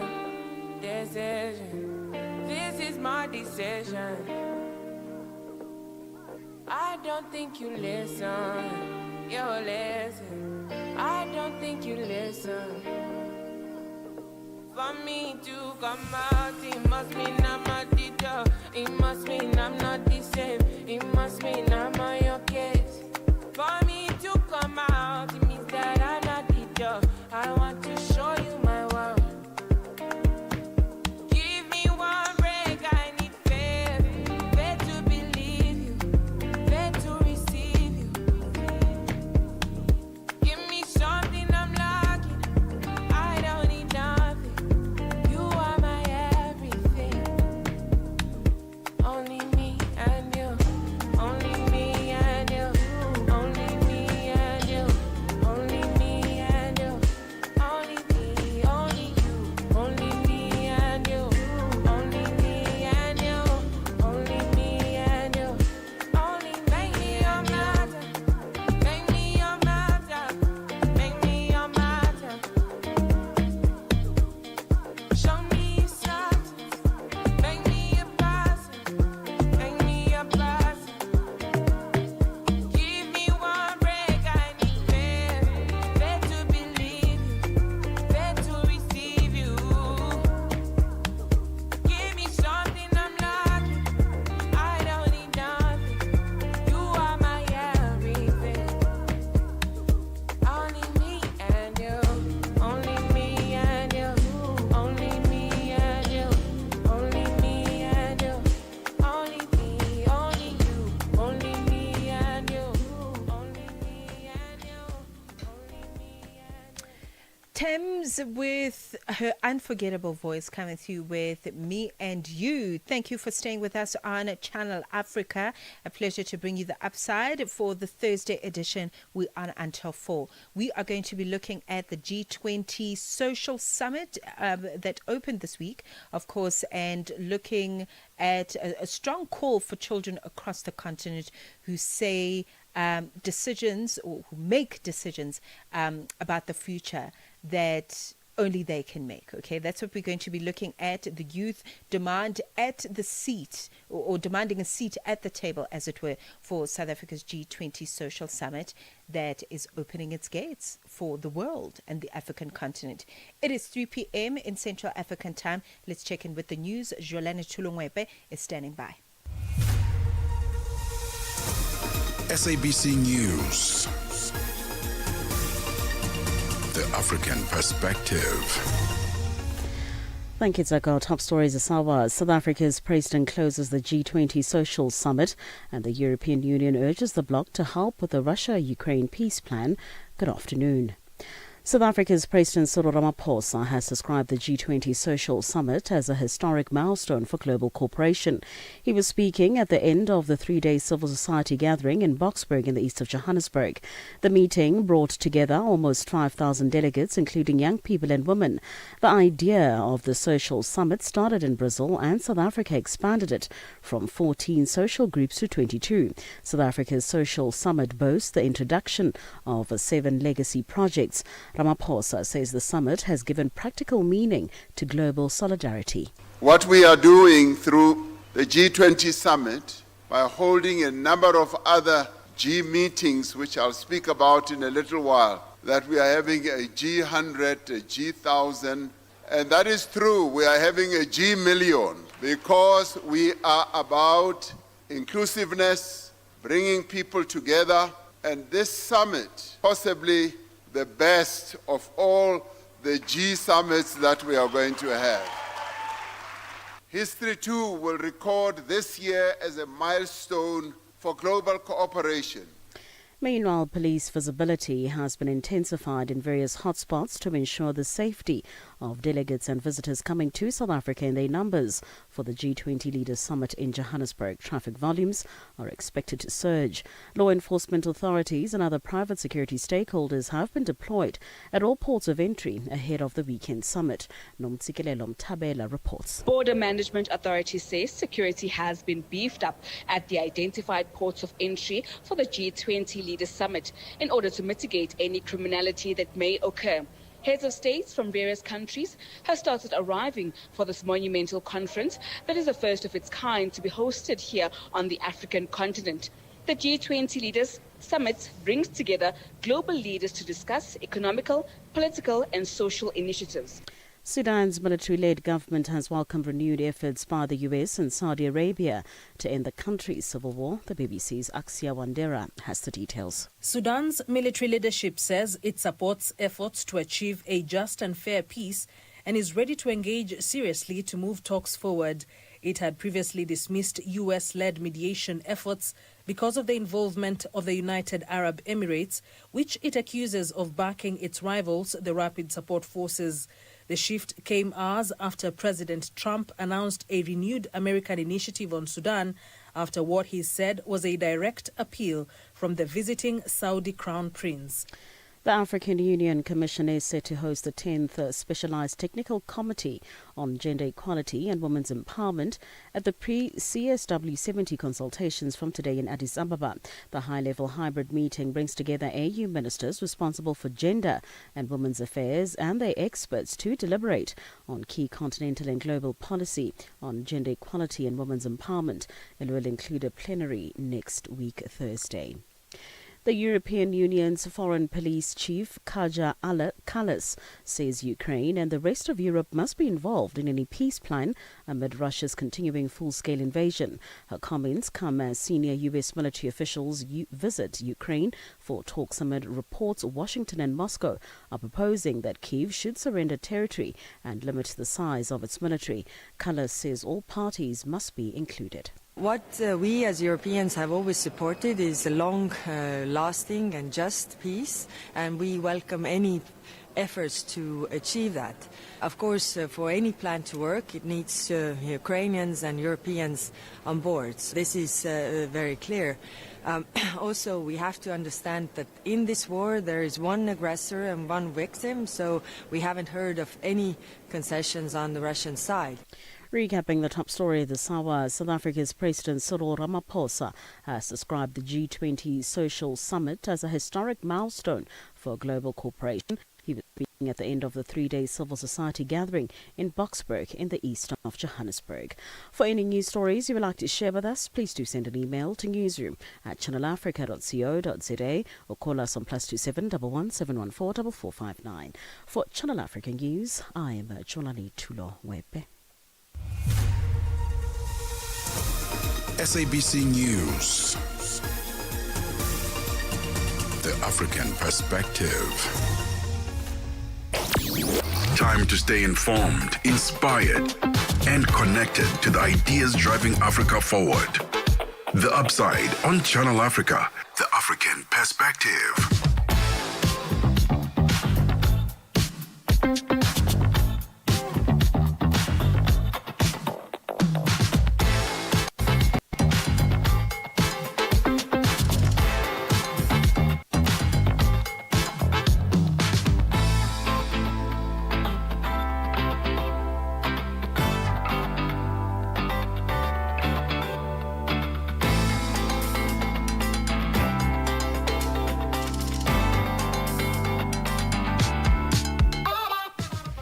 Minutes into 3 p.m., the grand finale of the Thursday edition of The Upside with Mmatsheko Mosito. That's my name. Until 4 p.m. in Central African time. Thank you for staying with us. We are continuing conversations on G20.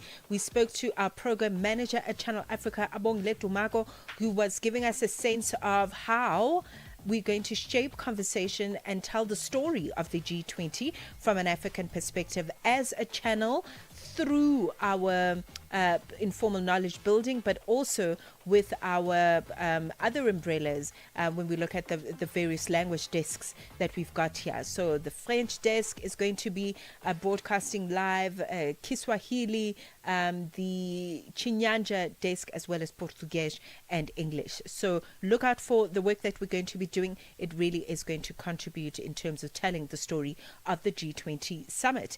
The G20 Social Summit opened this week with a powerful message from children across the African region and talking about decisions about the future that cannot be made without the voices of those who will inherit it. It makes sense, doesn't it? Young delegates gathered in Johannesburg to debate key issues such as economic justice, digital access, early childhood development and climate resilience. So we're going to talk about that because I think that is actually the most important part of the dialogue when we look at the G20. So we're going to speak about it. We've got our special guest standing by on the line, and we're going to really talk about this discussion, creative dialogue, community engagement as led by the children of the African continent. dziko lapansi likuyang'ana mzinda wa johannesburg. atsogoleri ochokera m'mayiko akuluakulu azachuma pa dziko lapansi akumana kukambirana njira zomwe zingasinthe mayiko, misika komanso zatsogolo la mayiko. mukudziwa kale kuti channel africa idzakhala komweko kukubweretserani zokambirana zamkatinkati komanso akatswiri kusanthula zomwe zili zofunikira. msonkhano wa G20 kuyambira pa 22 pakana pa 23 mwezi wa novembala monga momwe ukuchitikira. khalani cheru ku channel africa, kalilole wa africa. Broadcasting in 5 different languages, connecting the continent. This is Channel Africa, the African perspective.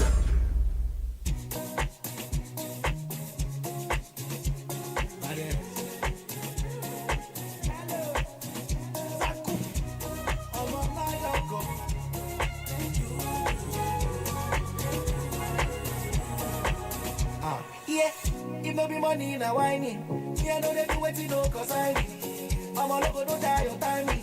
Sending the paper and power timing. Or the Konoma no Fugasi. Or let me feel like bad as I see. Yeah, 360 on timing. Oluwa don't they bless me. Yeah, energy I no be control. Super down life, I'm going to be control. Yeah, them I know they pop close. Kabeta me, them I pay your show. And it don't, she share no my bobo. I know they look at your face on the logo. My face, I know what I polo. Check my polo. Oh, keep up Messiah. I know this don't cause my pain don't be hard. Oh, ignite the fire. Oh, give me the I know what I have. I would do me shame color. Diamonds on me, Timmy turn out. I am rising like I'm dollar. I am rising like I'm dollar, more dollar. Multi Jaka, from Saka for life. I be para, go see me, I be attacker. I know be control. Super life, I'm going to be control. Me and them, I know they walk close. I bet me, they my baby your show. And you know, she share no my go. I know they look at your face on the logo. Come on, my face, I know what I polo. Check my polo. Oh, keep up Messiah. I know this don't cause my pain.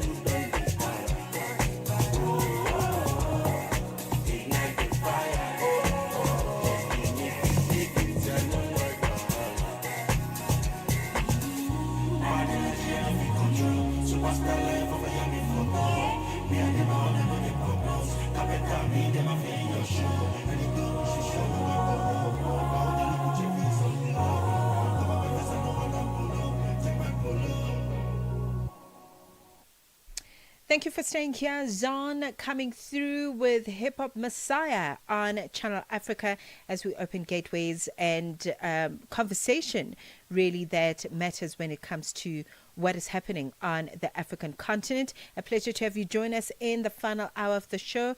We're 11 minutes into 3 p.m. in Central African time. So let's continue on themes around G20. As mentioned, we did speak about it a bit earlier in terms of our storytelling around the G20 as Channel Africa and what you can look forward to. Okay, but the G20 Social Summit opened this week with a powerful message from children across the continent.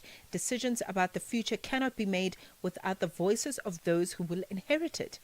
Young delegates gathered in Johannesburg to debate key issues such as economic justice, digital access, early childhood development.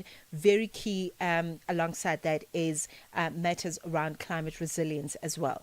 So they have crafted a declaration that basically reflects both their concerns and their ambitions, and they will be delivering it at the highest level of leadership as the summit unfolds, of course, rooted in lived experiences.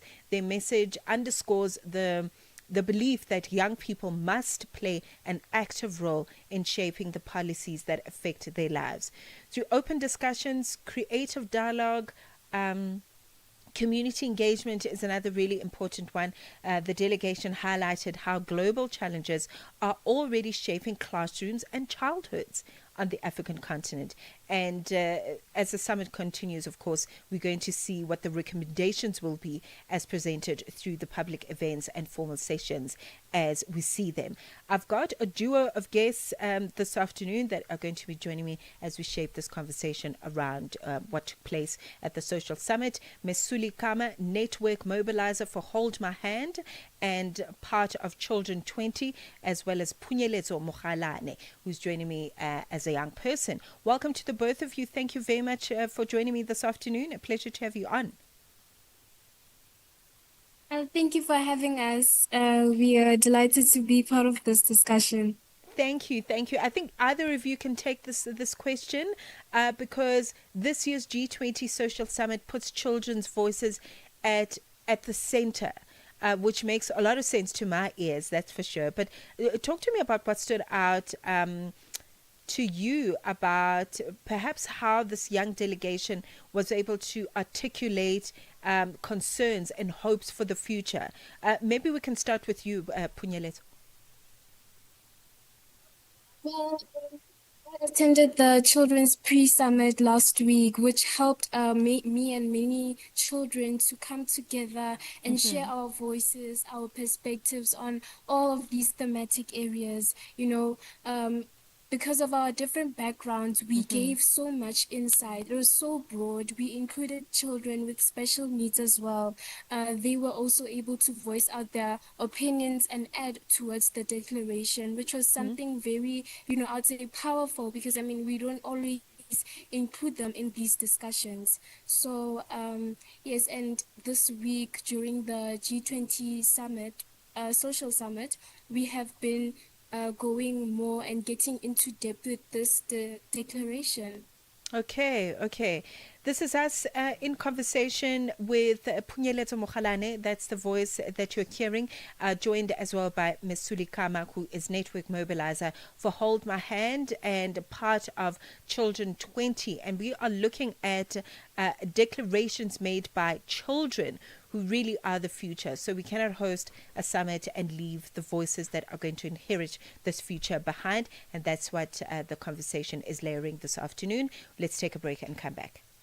Africa Update on Channel Africa with Lulu Kabu. Mozambique's opposition leader Venancio Mondlane has been charged with incitement to terrorism and disobedience. He faces a total of 5 charges. The charges relate to post-election violence that left hundreds of people dead. What punishment is he looking at? The most severe charges are 2. One is incitement for terrorism, and also is being charged for mobilizing people for terrorism during the protests. These charges are really serious and severe. If he is condemned, is found guilty, he could serve 10 years plus years in jail, meaning that he would be banned from political participation, mainly for the 2028 and 2029 electoral cycle. The director of CDD, the Center for Democracy and Development,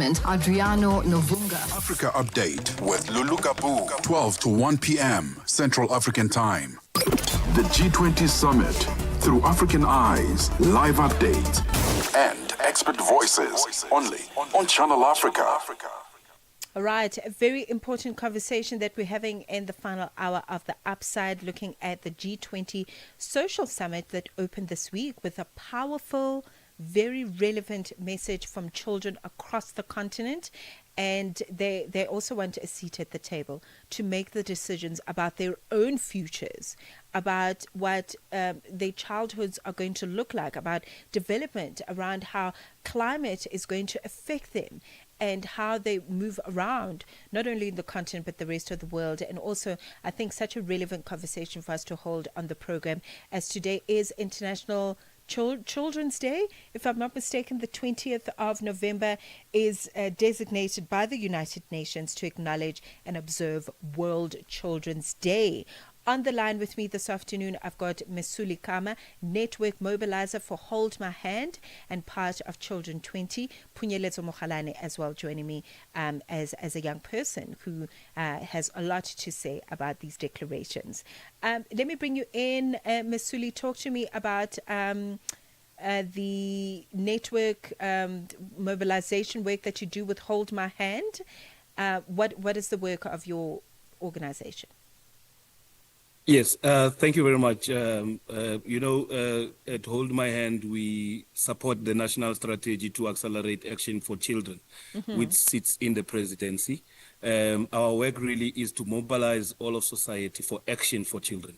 That what is it that we can do for children, whether you are in church or you're a church leader, whether you are a business leader, whoever you are, wherever you are in the country, what is it that we can do for children? Can we put them at the center of our national development and seeing investment in children not as a social welfare issue, but an economic imperative, as you were saying, that we want to build the economy in the future. It means we must invest in them today to ensure that they reach their full potential. And at Hold My Hand, we've been speaking to teenagers across the country, and they've been saying their voices are not being heard. And we're very grateful to South Africa that in its presidency of the G20, it was able, because it's a history that has been made in this country, to say that children are going to be an engagement group and their voices are going to be heard. So as Hold My Hand, we are about ensuring and mobilizing everyone, led by an imagination that says, imagine a South Africa where every child born today, the next day and the next, had enough love, enough food, enough safety, and enough brain power every day of their lives. So that's what we're trying to do as Hold My Hand, to push that narrative, to put our children at the center. As you are hearing for yourself, they are not too young to understand.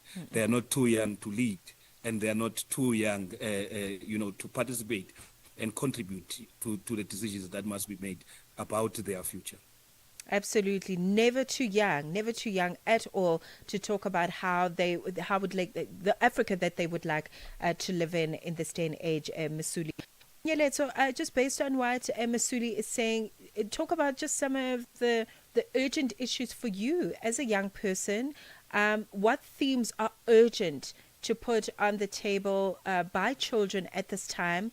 And I guess those that actually affect your daily lives at this time. Well, as technology is rising, and as I was working on the thematic area, digital inclusivity and equitable transformation, I'd say that technology is really advancing and accelerating at a rapid rate. And so children and adults, this is an intergenerational thing. Children and adults are being affected by technology. And, most of the times we look at it from a negative perspective. This is helping us to make global connections. This is helping us, to uplift ourselves, to uplift communities as well. Watching a single video online can either, help you or destroy you. It honestly is a big problem maker in terms of even mental health. Well, and it actually helps the mental health of children as well. So I'd say that even child participation is another thing to consider. And children with disabilities are affected as well, because they need technology in order to do their day-to-day activities. They need technology to be able to access certain things. But unfortunately, the designers never consider their needs when they're developing these certain technologies. And so I would say that we should start creating safer places online for children. And also I spoke about how the government must enforce certain policies and laws so that we as children are protected, so that we are not exposed or exploited online. And I think that is what I can elaborate more on. Right. Very important. Mesuli, this declaration, as we witnessing it, is being handed over today, which is International Children's Day. So talk to me about what impact you hope it will have on on policy making and how governments can make children more meaningfully included. I mean, Punyaleto speaks about inclusion of children that are living with disabilities. And when we look at the broad term of disability, it's not just physical, intellectual disabilities and others. So let's talk about this from a meaningful, inclusive decision-making part beyond the summit as we see it. Yes. So in terms of the process as is now, I think about it should be 20 or 30 minutes ago, children were on stage. They handed over the declaration of the social summit to the president. And the president is going to take that to the G20 leaders. And in their own declaration, children are hoping that G20 leaders are going to hear them. But we are grateful to Channel Africa, for example, for inviting us to talk about this, because it must not be a conversation that ends here at the summit. It must be a conversation that continues. It must continue in municipalities. If you look here in our country, where children are living, municipalities themselves must create space, as Punyaleto is saying, of child participation, where their voices are heard. We used to have junior councils back in the days, but they are no longer that active. They must be revived, where children are being given that opportunity to raise their voices. But as I'm saying that it needs all of us, it needs all of society to think about what is it that they can do. So the National Strategy to Accelerate Action has about 10 priorities.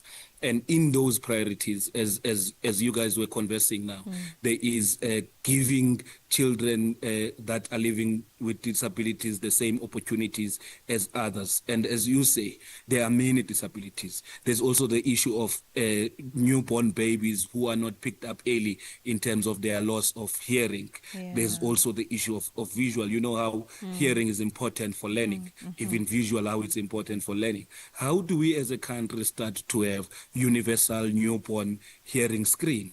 How do we start to have a visual screen at an early age? How do we, when we design, mainstream the issues of children with disabilities and not treat them as a side issue? Because there's a problem in South Africa now where we design something for children, exclude those with disabilities, then later when we've designed the program, think about them. It should not be like that. Let us, when we design, clearly define who is a child. A child is a child regardless of what abilities they have. It's a child and they have rights according to the Constitution.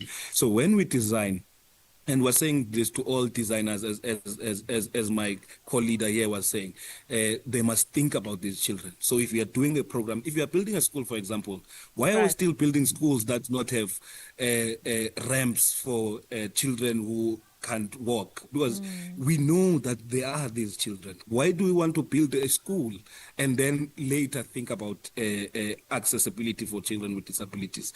So we're saying, let us raise this voice. It won't take hold my hand alone.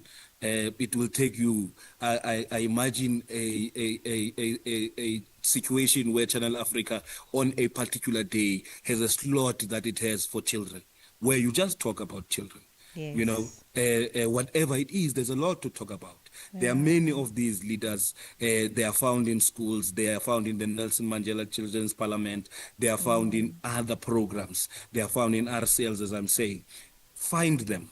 Let's talk to them. Let's give them the space to raise their issues. There's another campaign, if I may, that we were having where we're saying teenagers must teach parents how to parent them. It's a very tricky conversation for parents. No parent wants to be taught by a teen how to parent them. But we want parents to listen to these teenagers. They have something to say.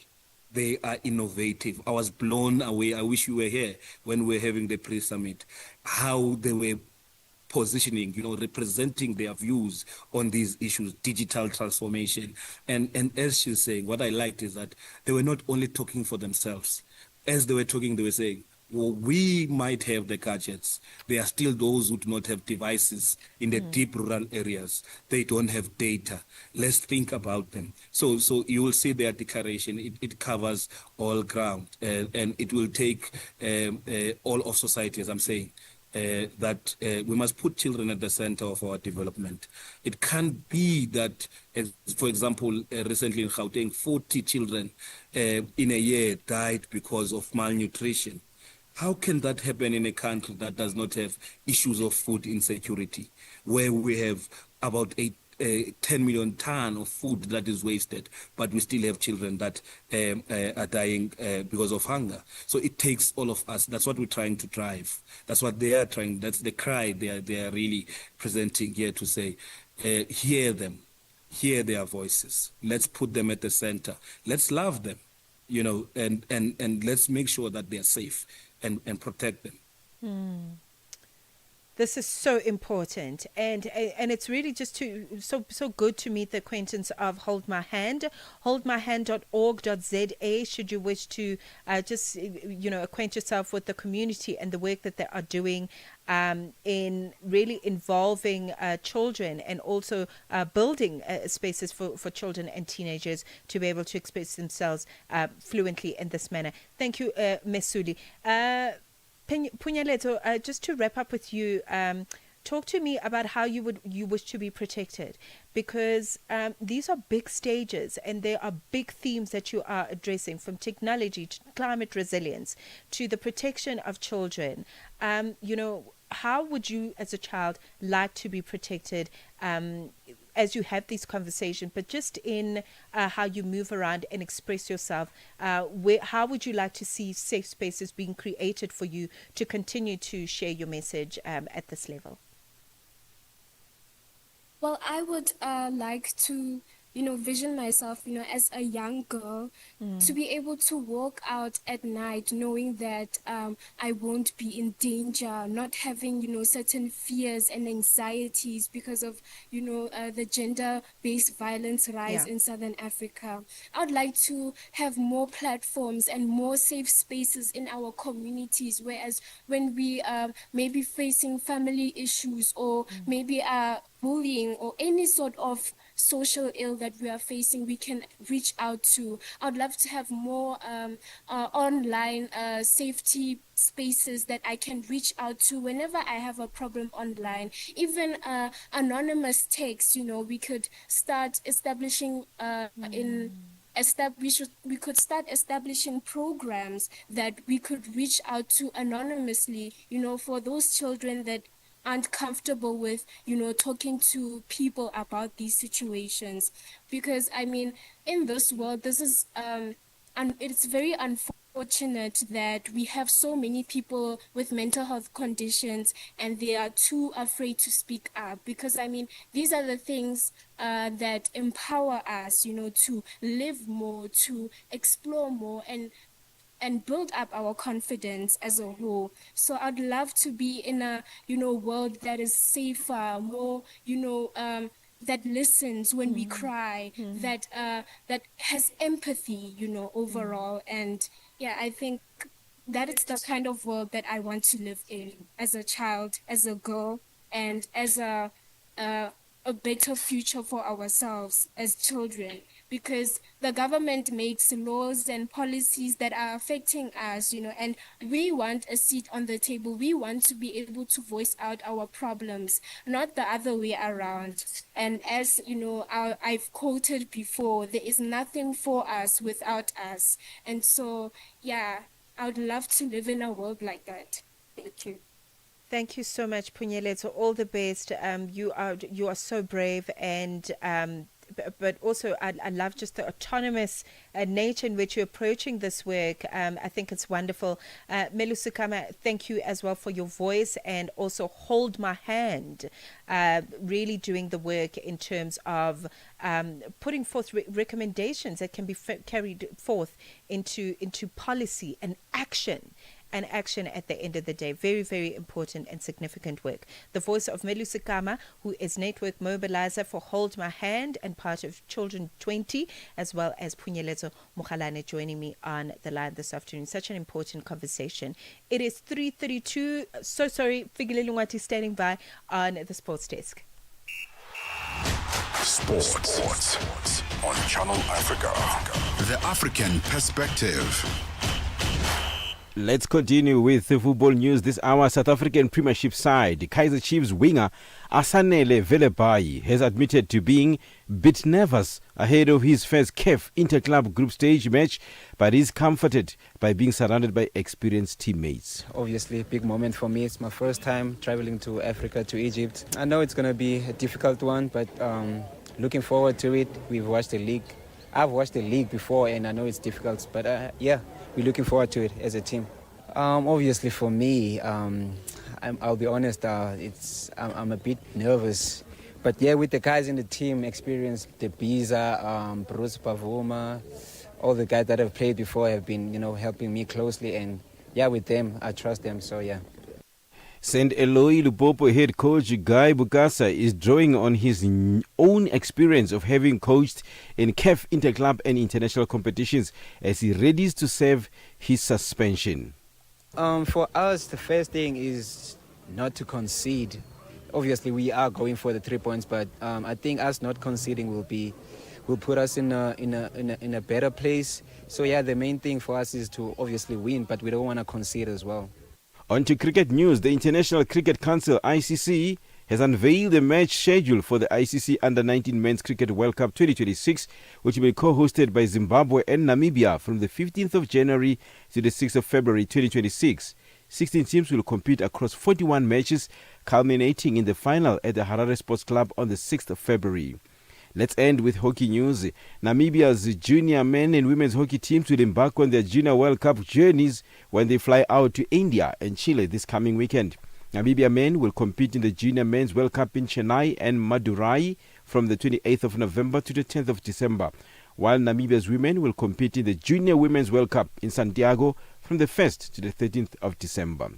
For any sports stories you'd like to share with us, please send an email to newsroom@channelafrica.co.za or call us on +2711 714 4459. This is Channel Africa Sport with me, Fikile Lingwati. Sports on Channel Africa. The African Perspective. The Morning Switch Weekend with the Shy Guy. The story that takes us to Zambia. There are two men actually that were sentenced to prison for the plot to kill the president with witchcraft. You go like, what? So this was arrested in Lusaka, and what was found on them was a live chameleon. Can you believe that? Animal tails and bottles of concoction. That law takes us back to 1914, which is the Witchcraft Act. I can imagine now arrested and they go to jail for the next 2 years. I presume that when you get to jail, they get to ask you actually, what is it that you committed? Now, this is the first of its kind, by the way, for somebody to be arrested for such. They remember whenever they pass. Hey, Chikanga! Hey, Uloya! Hey, Mulosi! And imagine here I am in these early hours of the mornings. I get to talk about witchcraft. Saturday and Sunday mornings belong to the Morning Switch. 3 to 6 a.m. Central African Time. Keep Africa in your hands. Connect to our website for all your news, sports, and cultural updates. channelafrica.co.za. 15:36, we check in with the very last bulletin from Thabiso Lohoko for our program at the business desk. Let's find out what the latest is. Business news on Channel Africa. The African Perspective.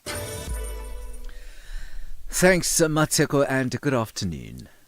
The Citrus Growers Association of Southern Africa says it will be closely monitoring the G20 World Leaders Summit in Johannesburg.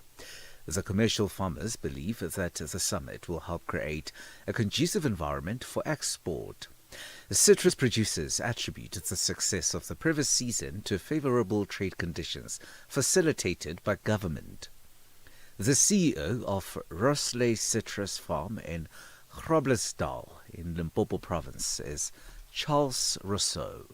We actually want to tell the G20 of the success of the South African citrus industry, but there's a lot of links, a lot of people that made it possible, a lot of hard work, planning and commitment from government side, from the port authorities, from the Minister of Transport, and then it resulted in the fact that we handle so much fruit. Climate activists under the Fossil Ad Ban campaign led by Fossil Free South Africa say their march against Total Energies aims to stop the continued sale of land and exploitation of resources. The group is marching to the corporation's offices in Rosebank, Johannesburg. Fossil Ad Ban campaigner Noxolo Mfoxo says that they're specifically targeting Total Energies because they believe the company has been exploiting African soil through projects such as the Liquefied Gas Initiative and EXCO project. Mfoxo says that they're calling for an end to these projects, citing that they displace communities from their land. Our demands are one, we don't want any new oil and gas explorations to take place in the entire Africa. So this march as it is represents not just South African organizations. We have 55 or so organizations that have signed on the letter of demand that is going to be delivered, and these organizations are globally represented and also representative of countries like Uganda and Tanzania, which are affected, and Mozambique as well, which are currently affected by the stuff that Total Energies is currently doing.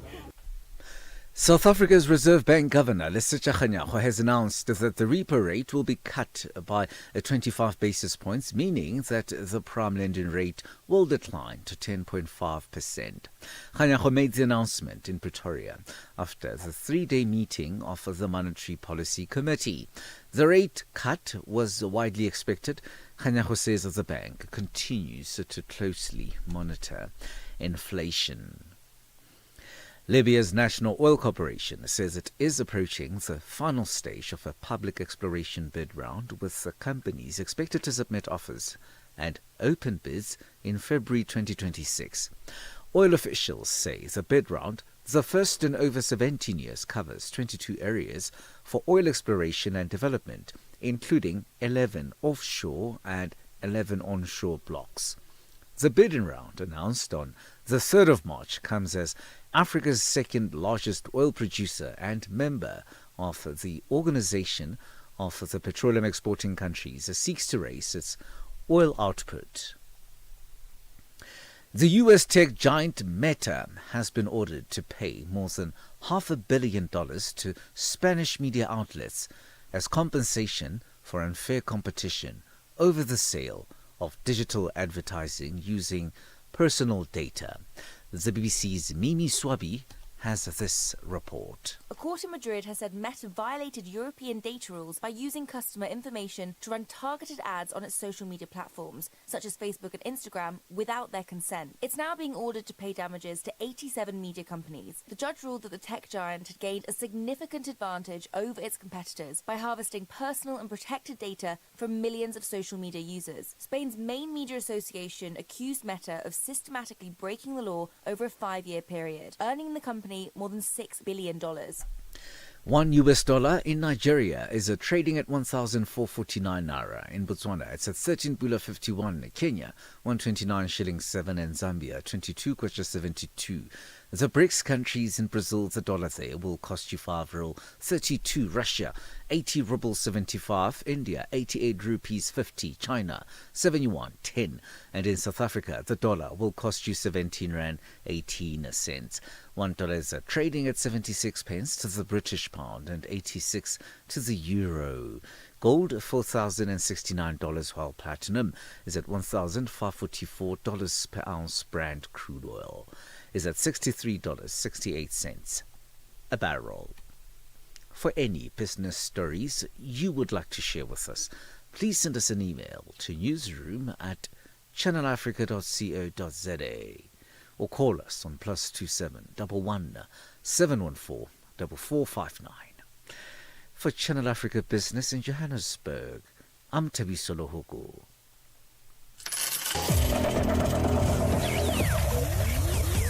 Business news on Channel Africa. The African perspective. Celebrate life every day. Tune in to Channel Africa. Stay connected through a new website and free mobile app. Tebogo and Mmatsheko from the upside.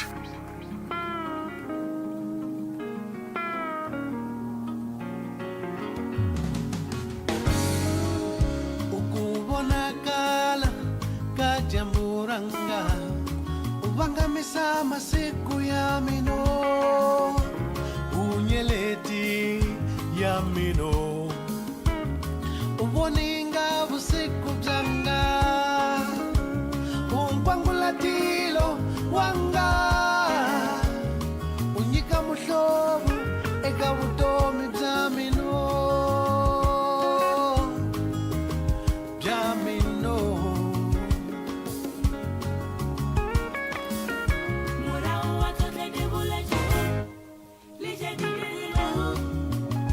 ke tla go direla tsotlhe moratiwa ndziwa wena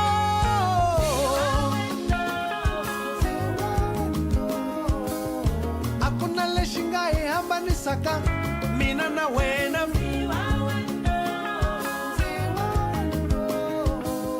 ri ta dula mmogo go ya go ile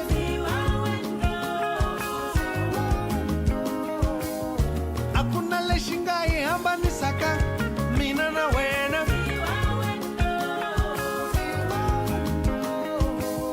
ri ta dula mmogo go ya go ile wa mina ndzi famba na wena ndzi nge ku tshiki u chuxa yaka wa nchireleja ra mitlaye waka u phumula miyogo u tava yaka u sitshavelo saka tora ye matla le tlotlo laka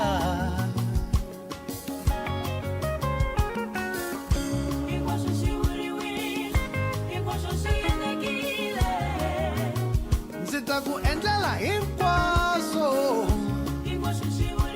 murhandziwa muratiwa ndziwa wena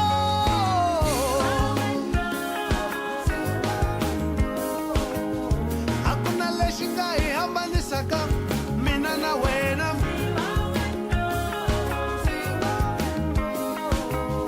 ri ta dula mmogo go ya go ile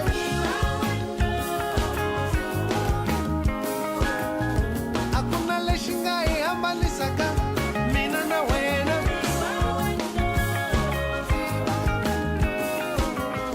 ri ta dula mmogo go ya go ile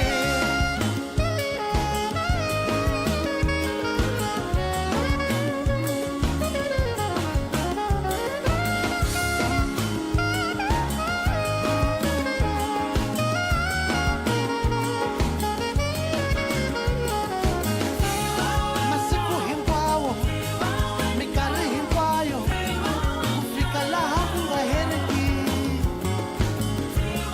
masiku hinkwawo mikarhi hinkwayo ku fika laha ku nga heriki ndziwa wena kusuka hi vurhonga ku fika eka ku pela ka dyambu ni ku hela ka nkarhi ku ku sirhelelo eka ku khunguvanyeka hinkwako kusuka hi vurhonga ku fika eka ku pela ka dyambu ni ku hela ka nkarhi ku ku sirhelelo eka ku khunguvanyeka hinkwako wa mina dali ndzi famba na wena ndzi nge ku tshiki hayi wa mina dali ndzi famba na wena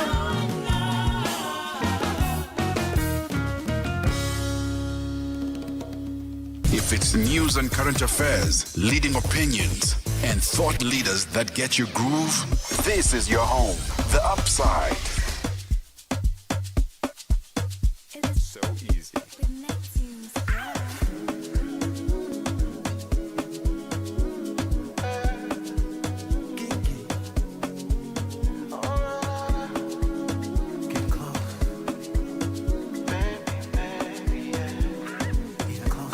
I know you thought that I would call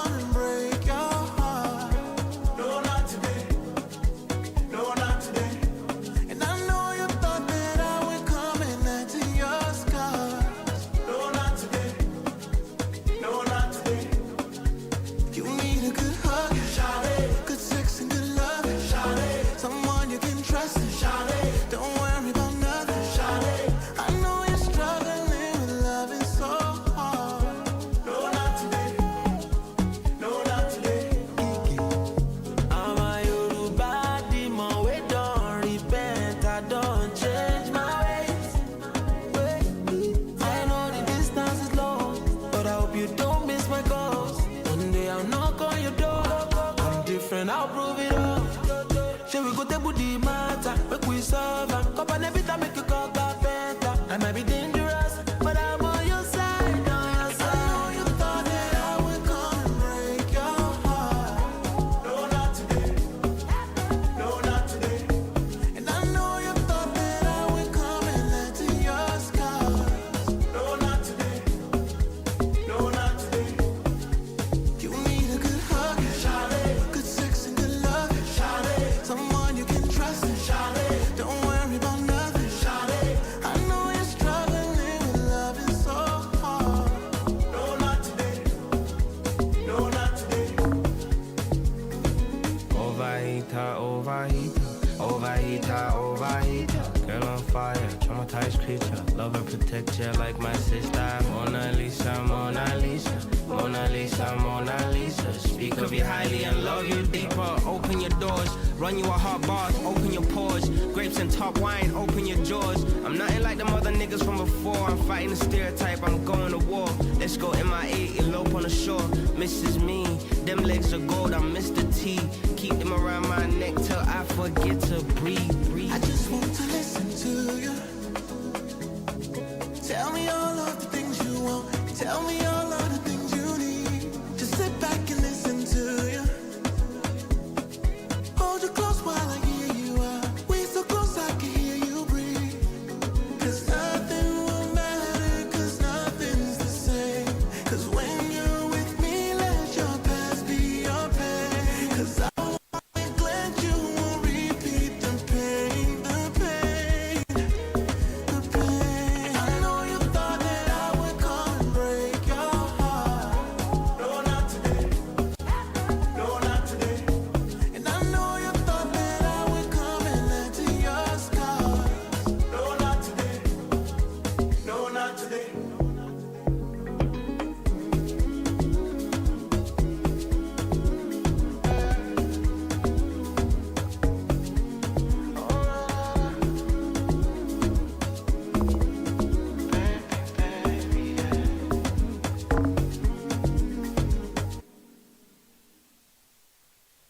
We're 9 minutes away from 4 p.m. in Central African time. Thank you for staying with us as we bring you some wonderful music and conversation on the upside. We spoke about the G20 and included the voices of children because today is declared by the United Nations International Children's Day. And very significant to see that at the social summit ahead of the main G20, a memorandum of recommendations was handed over to the president of South Africa by the children themselves. Listen, the future is bright here on the African continent. So that was one highlight. We looked at art with Ayanda Kumeto, who's launching a mobile art gallery. And I just feel so honored that she caught an entire flight to come to Johannesburg and have this conversation with you here on Channel Africa, and for us to learn about the importance of art as part of social movements, as part of community organization, and also as part of healing. So many big, beautiful themes that came through on the program this afternoon. Unfortunately, we just didn't have time to tell us what caught our eye, but that should be back again on Monday when we make our return. But otherwise, it's been wonderful. Tami Ngubeni will be coming through with Africa in Business just after the 4 p.m. news bulletin.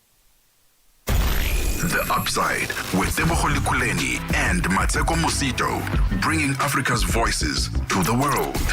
On Channel Africa, the African perspective.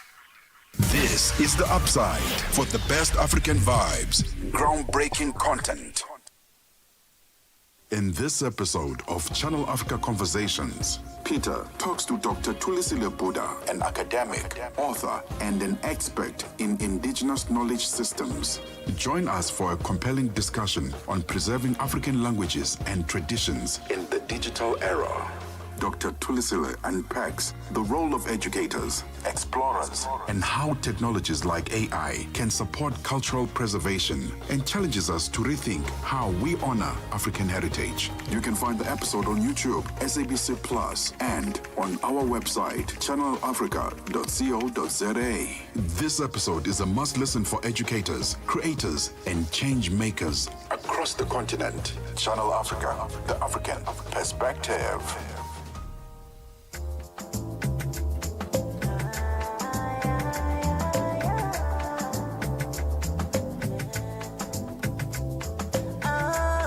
We ain't even got a track on it. I got many blessings, I could brag on it. I've been through the fire, I could talk on it. And I heard it on the street that they got love for me. Oh, show Baba. Now Baba go they make me turn my swag on. Them they bad to me anytime when the song's on. Them they see it like they shining, them they wrong come. Now you see, say we there on the city. I don't think that any one of you can step to titty. I just wanna sing the song. Break it down, oh yeah, shake it to the Ganga, yeah. Baba God don't bless us. Now why we they talk this matter, eh?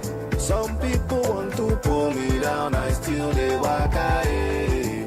No be say them say, no they do like say you know no. No be say them say, my brother. Oh yeah, Joe for me, I do bear for now. And but it's okay, I do bear for now. Oh yeah, go mole, I do bear for now. Check out Jones, okay.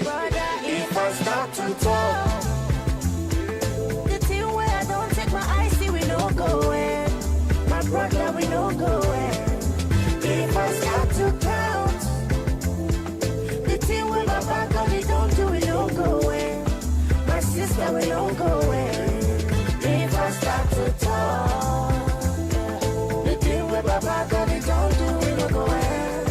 My sister, we no going. If I start to count all the blessings my back on it keep me, we no going. My brother, I no going. Throw your hands up in the air for me. If you feel it, sing along, sing the song for me. You can pop anything, lift the bill for me. When the sun comes on, know your job for me. no follow them, they complain. Make you no forget, say Baba God day. Every day is a good day. Holiday from Monday to Sunday. Oh yeah, kumole, oh yeah, okay. Oh yeah, pate, what show them problem no day. See my life today, blessings every day. And they shine so bright. It they make them they wonder why we they so composed. Anything we do, we they in control. Anywhere we go, then they won't follow. And anything we touch, we they turn to gold. Oh yeah, Joe for me, I do bear for now. And go it's okay, I do bear for now. Oh yeah, go mole, I do bear for now. Like a Jones, okay. Brother, if I start to talk, the thing where I don't take my eyes, see we no going. My brother, we no going. If I start to count, the thing where my back on it don't do we no going. My sister, we no going. If I start to talk, the thing where my back on it don't do we no going. My sister, we no going. If I start to count all the blessings my back gonna keep me, we no going. My brother, he no going. When money no day, every day they say, friends they come and go, but you no leave me alone. Waiting my never see, waiting my never feel, waiting my never hear, waiting my never hear. You are take survive, you are take survive. But you always there, you're always there. If I start to talk, the thing with my back on it don't do it no go. My sister we no go. Tiwa Savage featuring Dr. Sid with If I Start to Talk coming through and wrapping up the upside for this Thursday. 20 days into the month of November, International Children's Day is what we are acknowledging today. And also, just to mention that we are done now, okay? Coming through with Africa in Business just after the 4 p.m. news bulletin. It has been a pleasure and a joy to bring you the show on a Thursday. We're back again tomorrow between 1 and 4 p.m. Have a glorious rest of the afternoon. Jolana Tulongwepa will be bringing you the latest news at the top of 4 p.m. Cheers. Get Channel Africa on DSTV Audio Bouquet. Channel 802.